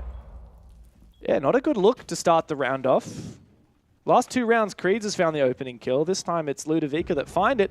Oh, and a second one. Is this how GG lose? Is this how GG get knocked out of stage 1? Not with a bang, but with a little whimper. An opening frag, a second one. And now they look to try and go aggressive to get their advantage back. It was the bloody smoke that died on site, by the way. To his own holes, he shotgunned those holes. Ying walked in lobby and killed smoke through them. They just bought themselves like 30 extra seconds on the timer right now. That's huge against the Goyo. What is a double C4 situation. And you see Ludovica, they're slowing down the pace. They're droning everything multiple times. The only downside, they're running out of intel. 4 drones in pocket. Goyo 5 can stall. They're playing it nice and slow, but the execute is still going to be difficult. Wedables will find one at least as Karma goes down, and this wall is not going to be breached here. Keen for another one is Creeds. Ludovica, all they got to do is slow and steady it. All they got to do is 2v1 it. Croxon's on for a big flank, and I don't think Physics has heard him, so he comes up for the backstab. He finds one, he goes hunting for a little bit more. Meanwhile, Cairo on the other side, he's flipped the switch, and he's had his position taken down as well. It's now desperation from Box as he doesn't know where the hell Croxon is. Gets a face full of lead. Milo in a 1v3, down from a 5v3. And credit to GG, they brought it back this far. Milo without a teammate to work with, but Rotero goes out to try and bait. He spots out where Croxon is. He needs to take this fight. AR-33 in hand, bit of damage. Not a lot of bullets remaining though, just the 2 left. He brings out the pistol and Croxon will finish him off. GG, another round, another sigh of relief. And yet, 3 more to go. It's a tough position there if you're Ludovica, right? You get what looks like the final round, the 5 versus 3, such a great spot to be in. And they slow down, which, again, on paper, a great play. But maybe for this specific circumstance, speeding up and overwhelming GG would have been the better situation because they let GG one, they set up their positionings, and then they get the timings. They go for a flank, they get a pick, and the round just falls apart one by one by one by one until Ludovica only has Milo left. They will call a tactical timeout, discuss the operator bans, and figure out how can they get that one round that they need now that they've seen the full bomb side rotation of CEO basement. Well, CEO basement and CEO, I guess, was their rotation. We've seen 2 bomb sites. And so what's the play here? Like you said, it does get difficult for Ludovica, sorry, for GG rather, because as you win your defenses, you get fewer and fewer options of where you can play. Like you said, garage is locked, top floor is locked. So where do they go next? We haven't seen them play any other bomb site yet. So is it split, where we saw Ludovica play quite a few times successfully on the defense, or is it piano? What's the call here for GG? And how are Ludovica going to deal with it? So far it's split bomb site. Ludovica probably going to discuss the attacks of both options and then just have a baseline to work off of. Goyo ban, by the way. Yeah, Goyo, I like the Goyo ban a lot. It just buys you, again, more time, more space in the server, and you can't get cheesed out on those doors. Yeah, like, I mean, Creed's it's a great gun. He's been farming on it. Croxon's been playing it a bunch as well. Like, Goyo is one of those operators where if you've got a good Goyo play, it's almost worth banning it because the gun is so good and a player feels so much confidence with that ACOG vector. Plus the util is just unreal. Like, I feel like a lot of the time in ranked, I just want to pick Goyo because the gun's so good and you're like, well, it doesn't hurt having those Vulcan canisters. It just buys my team 20 seconds on every doorway that we want. On the flip side of that, it's the Ying band out, which, yes, GG has brought a few times, but it certainly hasn't felt like the instrumental operator for Ludovica. No, it hasn't felt instrumental to me either, but I will say operators like the Ying and the Lion, same thing for Dokkaebi actually, is it gives your team this kind of, okay, it's time to push. It's a very clear indicator of when the execute is coming, almost like a native 3, 2, 1 countdown. And with that, you get this kind of false sense of adrenaline or security because, like, okay, we're going now, and because the Yings are going out or the Dokkaebi call is happening, like, we got an advantage. Even if the Yings completely miss the mark, because you never know, you feel like it's working. You feel like it's doing something. Ludovica now will have to do a different countdown, as I said, to Dokkaebi. Or just verbally. A ram trick on in, boop, instantly breaches the window. That's the new tech in Siege X that you can do. As you can now repel on the animation before actually breaking the window itself. Work with Sledge and Buck, Ram. As the gadgets all break windows very quickly. And it's good pace.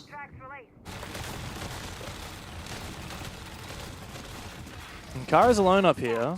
Oh, never mind. Karma's coming to support. He's got that gridlock as well. Hitting the gritty on these staircases, making sure that no one can go for those flanks without making at least a hell of a lot of noise.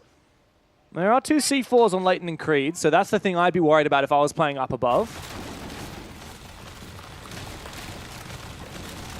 This is very easy though, because Ludovica haven't had to fight for anything yet. We know from the lineup of the defenders, very much a plant deny strat. The Evil Eyes by the Maestro, the C4s from Bandit and the Mira, and the bulletproof cameras and Fenrir and the Legion. It's all about information, plant deny, and a flank from Creed on the Mira. I think he's found the angle here perfectly. Yeah, he's good for one. Karma down. And then he'll drop straight back downstairs as well. So no opportunity for a refrag here. He'll go all the way down to the basement as the logic bomb rings on out for Ludovica. It's not likely they'll be able to chase that kill. He's fallen back into the rafters, into the shadows as Creed's 1 minute remains in the 4v5. Ludovica have quite a task before them. Can't find the opening. Again, GG playing util game, making Luda work for it. No easy gunfights, no easy picks right now. Oh, the nade hits the railing, it bounces off, a track comes through instead. Ludovica, they're walking in blind. Yeah, this is not going to be a Ludovica round. GG finding a resurgence on their defense. As it's desperate now for Box. He needs to drop down into the waiting arms of Wettables, but he can't aim down sights while he's falling, and Wet cuts him down. Physics is clutch a 1v2, 1v5 is a little bit out of his league, and GG put a 3rd round in a row on the board, continuing their march towards overtime. And this is where the pressure has now shifted from GG onto Ludovica. They feel locked out, they've lost those 3 rounds in a row, and they call their tactical timeout. They get flanked with 5 people alive at Gridlock and 2 different flank cameras by Yellow Stairs and Top Floor and CEO. But no one's watching it. The Dokkaebi call came out right after Gridlock died as well. Had that gone out 2-3 seconds earlier, maybe that flank doesn't happen. And then the round is looking much better.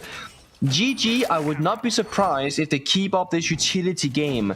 The plan right now is not to kill the players of Ludovica in the server, it's to make them uncomfortable.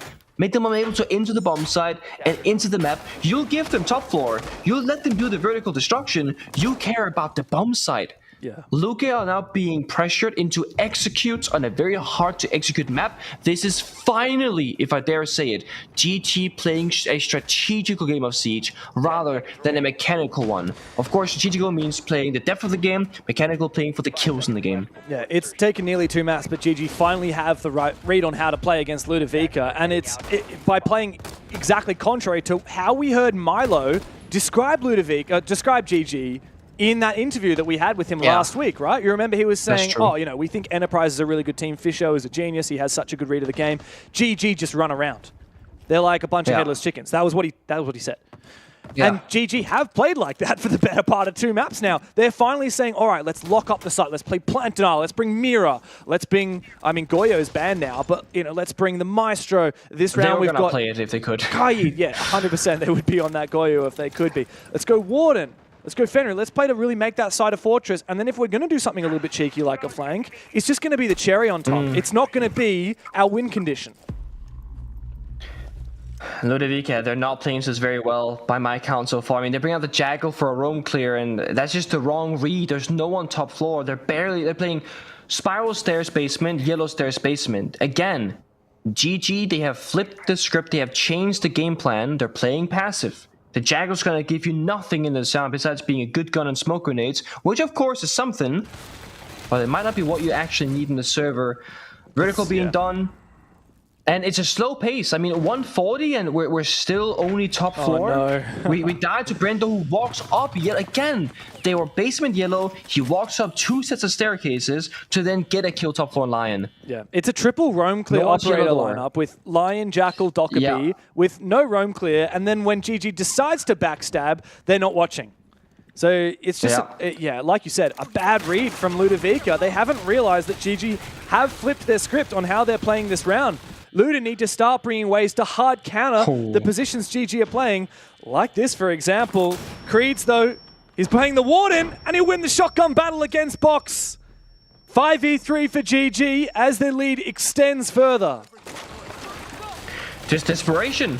And not a bad play necessarily. There's no Warden was there, I assume. But what about saying, hey, Cairo, you're in piano. Come with me on Spiral Staircase, let's kill this guy's Spiral, and then we can do Vert after. Or you say, hey, Cairo, I need to do Vert first, and then I can help you afterwards. But no, this is a solo swings. This could be a kill. Strategically, the wrong read. Mechanically, not winning the gunfight. Ludovica, again, locked out. Oh, and it's the Warden again, seeing through these smokes. A second player countered by that Warden pick, and it's a very swift exit to the round for Ludovica, thanks to GG. Eventually the flank does come through at the end as well. This read is looking very solid now for the defense. They found 4 rounds in a row. A 5th is required to push us into overtime. Ludovica have one last chance to get it done in regulation. They got top floor and they have lobby bomb side that they can still go to. And I'm not gonna lie to you, I'm kind of surprised here that they're going for top floor. It's the best bomb site attack we saw from Ludovica thus far. And it's also a bomb site that they have already shown. I love when they win split after the tactical timeout. And then, of course, they go basement, they turtle, they play it different strategically. The problem with top floor bomb site in this circumstance is that you can only really play it more or less in one way. Because you can't play a lot of the map with it. I mean, okay, sure, you can play C4 below in Visa or whatever, and you can play, you know, Tashanka Smoke and try to do for crazy plant deny, or you can play aggressive in admin and go for kills. You can make small changes, but strategically, it works the same. Luda will either attack from CEO, or they will attack from admin, they will push on over, and they're always gonna drone below the area they're attacking, or at the very least, they should be, because there's always gonna be a C4 somewhere. Lobby, however, you can work the whole map. Basement, top floor, first floor, flanking, retaking, and you're making Luda work for a lot of map control. Because now GG, the only way to stop them and play for map control is to take offensive gunfights early in the round, and again, that's risky. The pulse downstairs, of course, could be the difference maker if it's gone unnoticed. If even one C4 kill comes too early, again, you get that 4v5. Then you're gonna be feeling mighty good, and Box better walk in. That's a mistake. We had a driver's seat position to watch that. Big nitro cell for Croxon. One attempted from Creeds, doesn't quite have the momentum. Reposition from Karma, another nitro cell. Karma does eventually find that kill, so an even exchange here for Ludovica. As I say that, Croxon finds his second. The guy is on 13 kills, by the way. He's doing everything he can to keep GG in this map. Him and Creeds together have been finding these important early picks. Not always, you know, converting to a round victory, but at the very least, statistically, very much improving the chances at winning. And again, what you gotta do here is lock Ludovica out, and they've done that with getting those kills. Now they can play sheltered roles and just play by the bomb side, wait for them to walk in. They got those shotguns, they got the TCSG, they got Toxic Babes and a single C4 left. They're just gonna wait. They're gonna burn down Ludovica's timer, and as long as no one oversteps into a bad gunfight and you keep this 4v3, they're chilling. The question is, how do Ludovica clear Brendo here? Because there's so much potential for GG to support him. A peek has to come on through, and the Dreadmine meets Physics' demise. Karma is able to trade on back. Wait a second. A kill for Milo. Wettables and Croxon need to make sure this one doesn't slip between their fingers, and look at this positioning from Croxon. If he gets droned, this could be deadly. He does get droned, he repositions. So much time to play with here for Luda. Luda can either go for a plant and cover, or they gotta try and pick up one player, but both are playing very far back. They know where both players are now. One by the window, one by bottom. The plant is going down now. There's no Nitro Cell as well. Off. Milo just needs to hold this cover. As Karma secures it again, he keeps on faking it. He's just waiting for the angle to come through. Wettables spots out the covering player of Milo. And Karma is going to surely get that diffuser secured. Milo has to retreat. And Karma has been taken on down. It's a 1v1 for Milo. Wettables to try and keep his team into the championship as Milo makes his way forward. Wettables clutches for GG. Cool, calm, and collected. Look at this guy. He's cold in the defuse. And we've got overtime on our hands here. Calm as ice. Comes down to the wire. Tell Megatron. It's such a nerve-wracking round for both teams because they have such a hard situation to navigate. Planting versus covering. Does the guy planting go for a pre-fire? Does he sprint away? And it's one of those, you're gonna watch this round back in your head or after the game is over in a VOD check, and you're gonna go, oh my god, I made the wrong decision.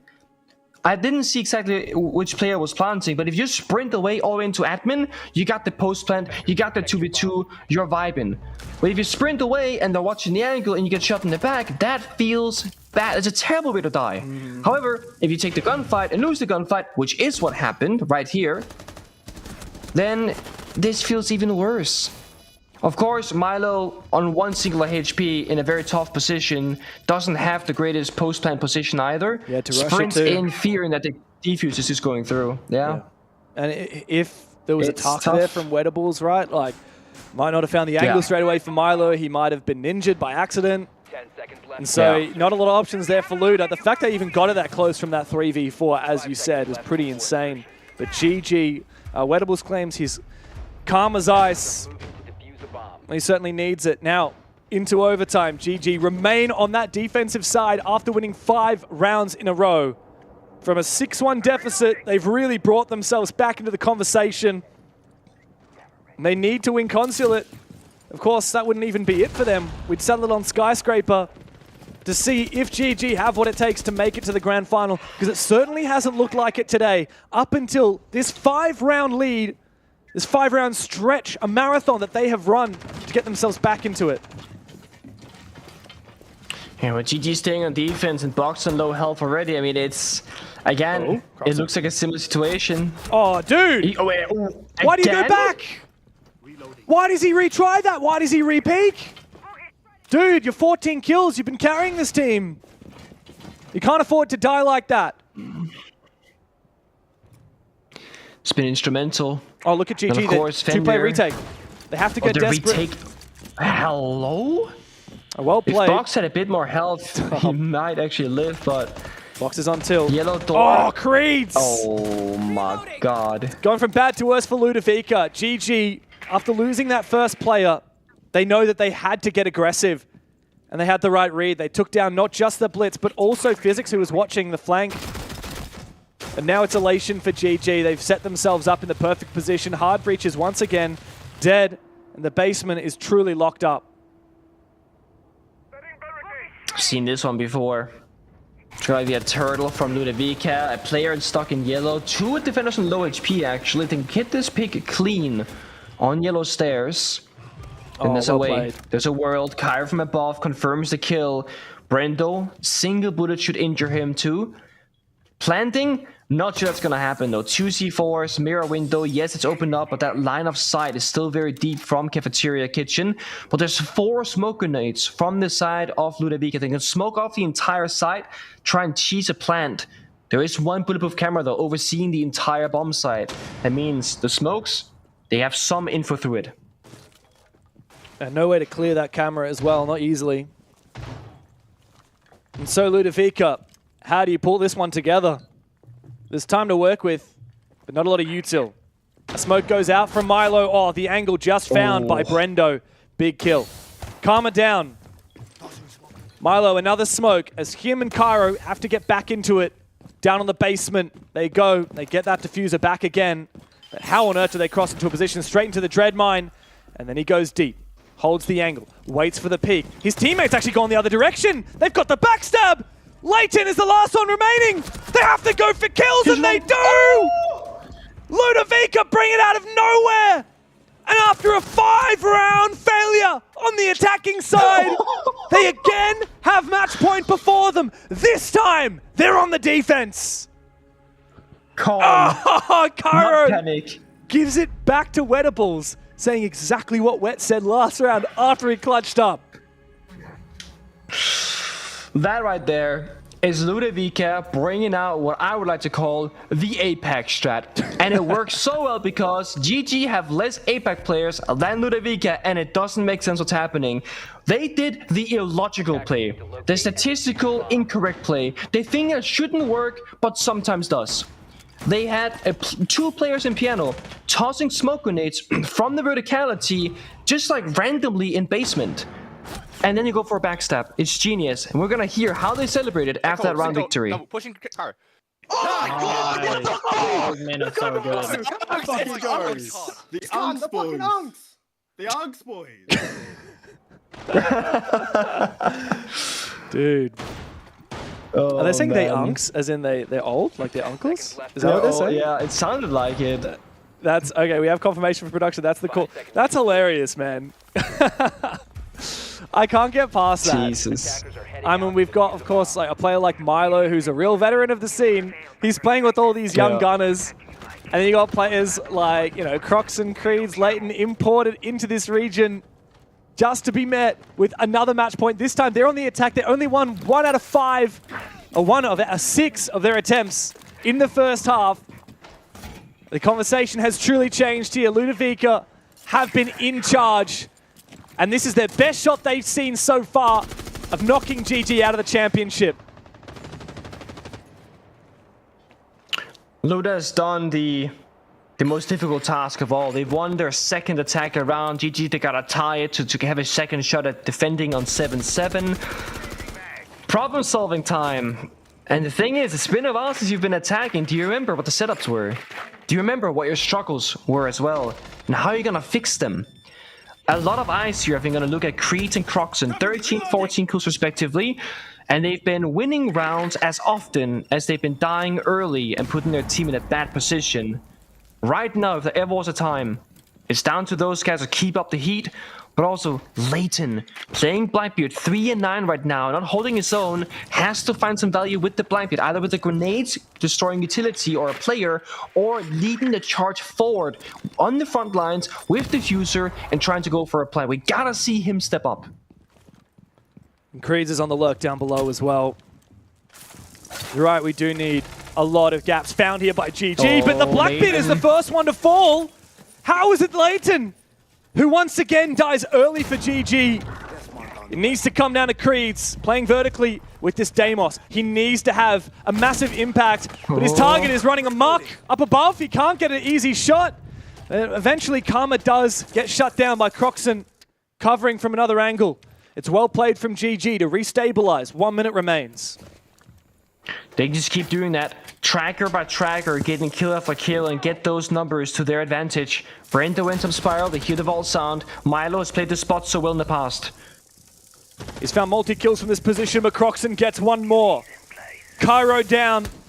A key fragger for Luda. A good shot for Milo. Brando's out of it. A brief moment where Milo sees him again, but physics. He's gotten aggressive and Croxon is down. Creeds is the last one. But the Gladiators have left the arena. Banished by the King Killers of Ludovica. And we have an all-new blood grand final in OCE. And they come out swinging.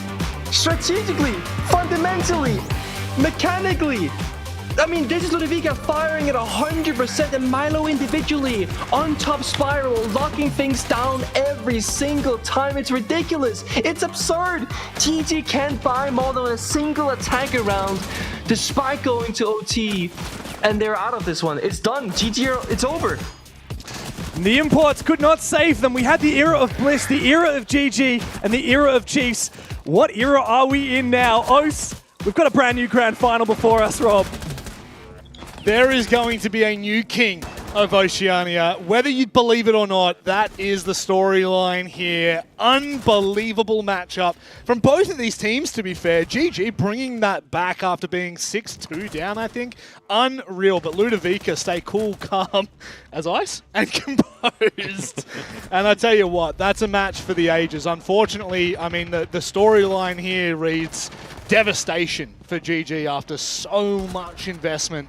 They are unable to get this across the line. There's so much to talk about in this series, Vinny, but one player that we were talking about off the scene, we did a very deep dive into him as well, was Physics. Yeah, we did. We thought we had to give our flowers to somebody that probably doesn't get theirs more often enough, and that's someone like Physics. That guy that really plays that rock role on the rock role in the team, and it's, I mean, even during the match we were talking about players like Juicy, players like Diesel, players like Fisho, obviously, who's still kicking, and yeah, you need someone like that. And even though their name may not come up as often, or at least for someone like Physics, who hasn't been as established in that role for as long as those other guys, they definitely deserve their credit. And I mean that Milo clutch at the end was insane. So nice. Ugh. Insane to see Milo doing things that Milo does best. Yeah.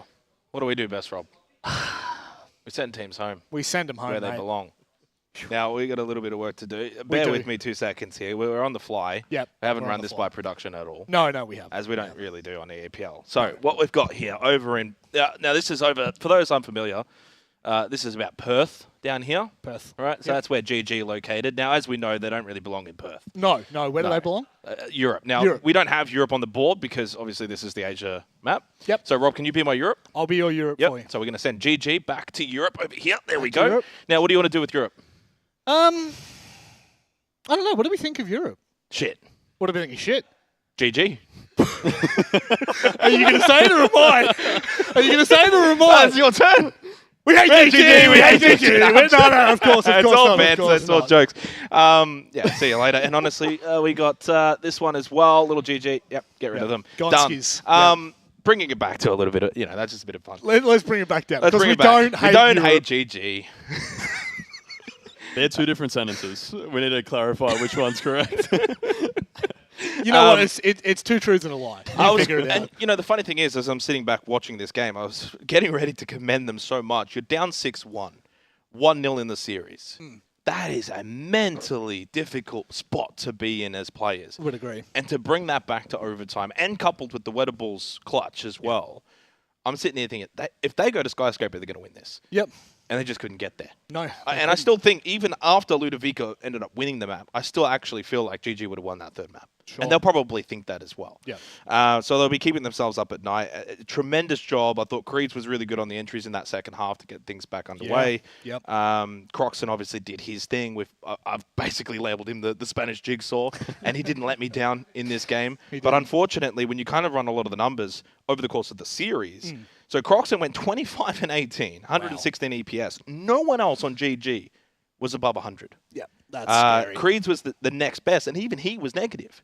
So you've got like the 8 and 18. Leighton, Brendo had 14 and 19, but he was -4 on entry as well. That's tough. And Wertable's -7, and he didn't get a single entry kill, 0-2, but that's not his role anymore. So fundamentally, for Gaming Gladiators, I look at a roster and I look at a team that I think has still a lot of potential, but clearly they need help from outside the server. And this is where I'm going to go off script and think, ever since we've had Titan come into this region, it's been quite intriguing. But so far, they haven't won anything. Now, I would think about, do you find a way in getting new leadership for a new roster if you're serious about this core 5? Yep. Or do you just stick with it? Because clearly it's not working. Yes. No. Track record says it's not working. The amount of investment you're getting out of the Gaming Gladiators as an organization, and they're a big organization, and ever since they've come into Oceania, they haven't won anything. Yep. Now you're finishing third, Vinny. Like, you've gone backwards. It's getting worse. Do you know who's finishing second? Nah, not really. They could finish first. It's Milo.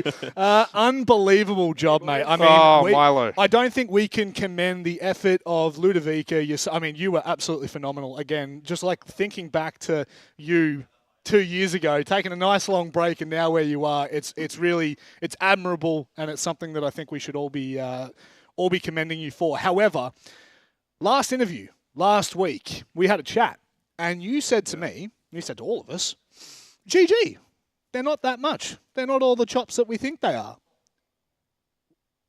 How did you know this was going to happen? I mean, if you watch their games, I mean, like, look, I don't know. Look, I'm sure that they've got quite a lot of time now to work on things, but there's just not a lot of depth to them. As a team, there's not a lot of stuff makes any sense. EP dismantles them because EP's got great fundamentals, and we did our best today. We let them creep back in, but we knew going in that we were going to beat them, and we knew that our main kind of goal was EP, because I think they are. I respect them all as a team. I think they've got quite the talent. Fisher is he's one of my oldest kind of team players, and I know the way that he operates, and I know that he runs a tight ship. Yep. So as teams go, like EP is the one to beat. GG was just our warm up, and again, like coming to EP, it's gonna be a whole different game plan, man. EP, GG don't play the same, so EP is just going to be that tough match that we're really looking for. Sure, Vinny. Miloska, long time no speak, mate.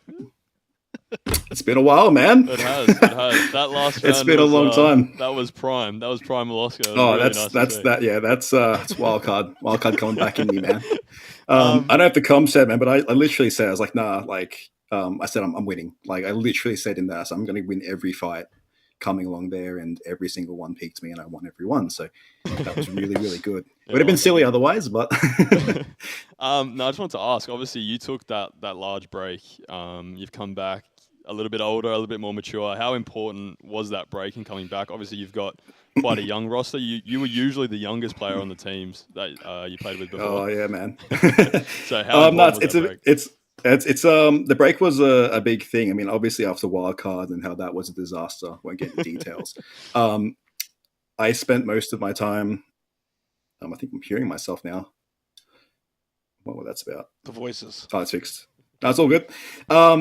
So taking that break, I honestly never thought I'd come back. To be ultimately real, like my hands are all cut up. All I do is build and repair motorcycles now, and I wasn't expecting to come back. But going through adulthood, I guess, has played a part. I mean, you got players like Tim Box and Physics are quite young, and I'm a bit more of like the kind of the saint, the sage of the team. I kind of keep everyone in check and keep everyone, focus aligned and helping them out. I'm not too old yet, so I've still got some ability to kill.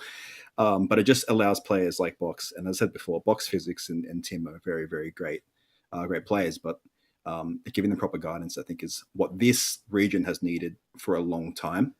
For all the players that have come through and have the old ones from the previous teams, they've all kind of left. It's kind of why Bliss, which became Chiefs, became a massive kind of powerhouse, was because everyone left and there wasn't much left to beat. And now we're seeing teams now coming in there. Wakara is now moving to a new roster. Fisher left, and they're building up these other teams now that are actually becoming really, really, really competitive. And that's really good for OCE in general, to be honest. Yeah. So that's kind of how the region's really moving. Just a little two-parter here, Milo. So carrying on to the conversation regarding Box, and obviously I've been one of his biggest fans, especially throughout the group stage. Yeah, you have been. So I'm actually going to flip it a little bit, where I'm going to be somewhat realistic. He hasn't quite performed as much in the playoffs. Maybe that's a best-of-3 thing. He's still very young. But we know how good he can be. Obviously, you know that more than anyone. Do you say anything to him going into the grand final in terms of guidance? Because clearly he's not at that superstar level that he has been able to show so far this stage over the last, say, 2 weeks or so. That's a really good question. Last night we had a bit of a chat afterwards, and I pulled everyone aside, and I said, look, realistically, like, no, not many teams actually get this far in 4 months. To kind of, they kind of tackle the top 3 teams and to beat the top 3 teams and moving on to the first. That's not really something that happens. And I said to everyone, coming in tomorrow, it's not about coming in to win. It's about coming in to bring your best. That's all we ask. And Box, whether he's performing a little bit worse than normal or not, our training is set in a way that even if you're having a bad day, people will pick up the pieces. And that's why you ever look at our stats, everything's just consistent. Like, we're just like a flat line. Everyone's working together. If someone's playing bad, someone's pulling another one up, and we're always covering each other's backs coming into every single game. So regardless whether he, knocks off 300 kills or not, someone else will pick up the pieces. And you'd see in those games, it was Tim and Cairo. Cairo was on fire last 2 games, and that's the kind of the important part of our team. Is that we do support ourselves in and out of the game. That was our foundation as a team. No, really good answer to, I guess, a really good question. I'm just joking. Very quickly, because obviously you got to have a little bit of a break. You guys did obviously play Enterprise not that long ago, and Bank was ultra competitive, but Chalet was a mess. Have you learned a lot from, especially that Chalet loss, now going into the grand final against Enterprise? Yeah, they played Chalet very well. And it's not. I don't really want to treat it as an excuse. We did shut down after the first match. We crashed as a team. Our energy levels were dead. I feel like this was our first time really doing a series at this length, and it kind of hit us hard. So we brought in the prep. I've got my M&Ms, my peanut ones. I've got my Snickers bars. I've got my blue flavored Maximus for some reason. Blue. We're ready for the game coming through. So we will have a much better showing than last time. I'd expect. I think all of us are going to expect that after the performance we just saw. I believe production actually have your clip from earlier that you were talking about. If production would pull that up very quickly. Give it, Milo, give it. No, I'm fighting, bro. I'm smoking glow. Winning. Yeah, okay, fair enough. That's the kind of confidence that we want to see. Milo, in and out of the server, you've been fantastic for the broadcast. I'll say that much, mate. You've absolutely Thanks, man. It's good to be back. Now, obviously, we don't know whether we're going to talk to you afterwards. I'm actually having a feeling like this series is absolutely going the distance. There's no question about it. But just in case you don't come back, is there anything you'd like to say before we let you go? As I said, man, tremendous effort from the team in and out of the game. Twent, President, they've been doing amazing prep work with these teams coming through, and it's shown quite a lot. The effort that they put in. Kara's been putting hours upon hours of VOD watching and strat making, and players like Tim and Physics have shown up on game day. So we put a lot of effort coming through, and we're really looking for support as a team to represent something.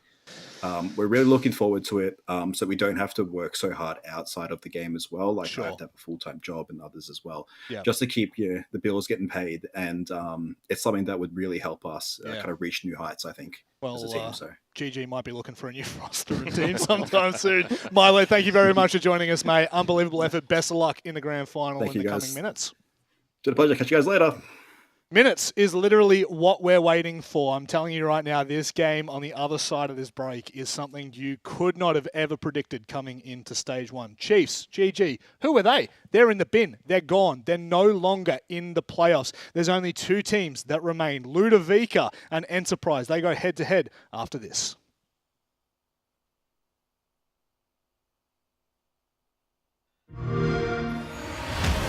You know how they say, it's not the destination, it's the journey?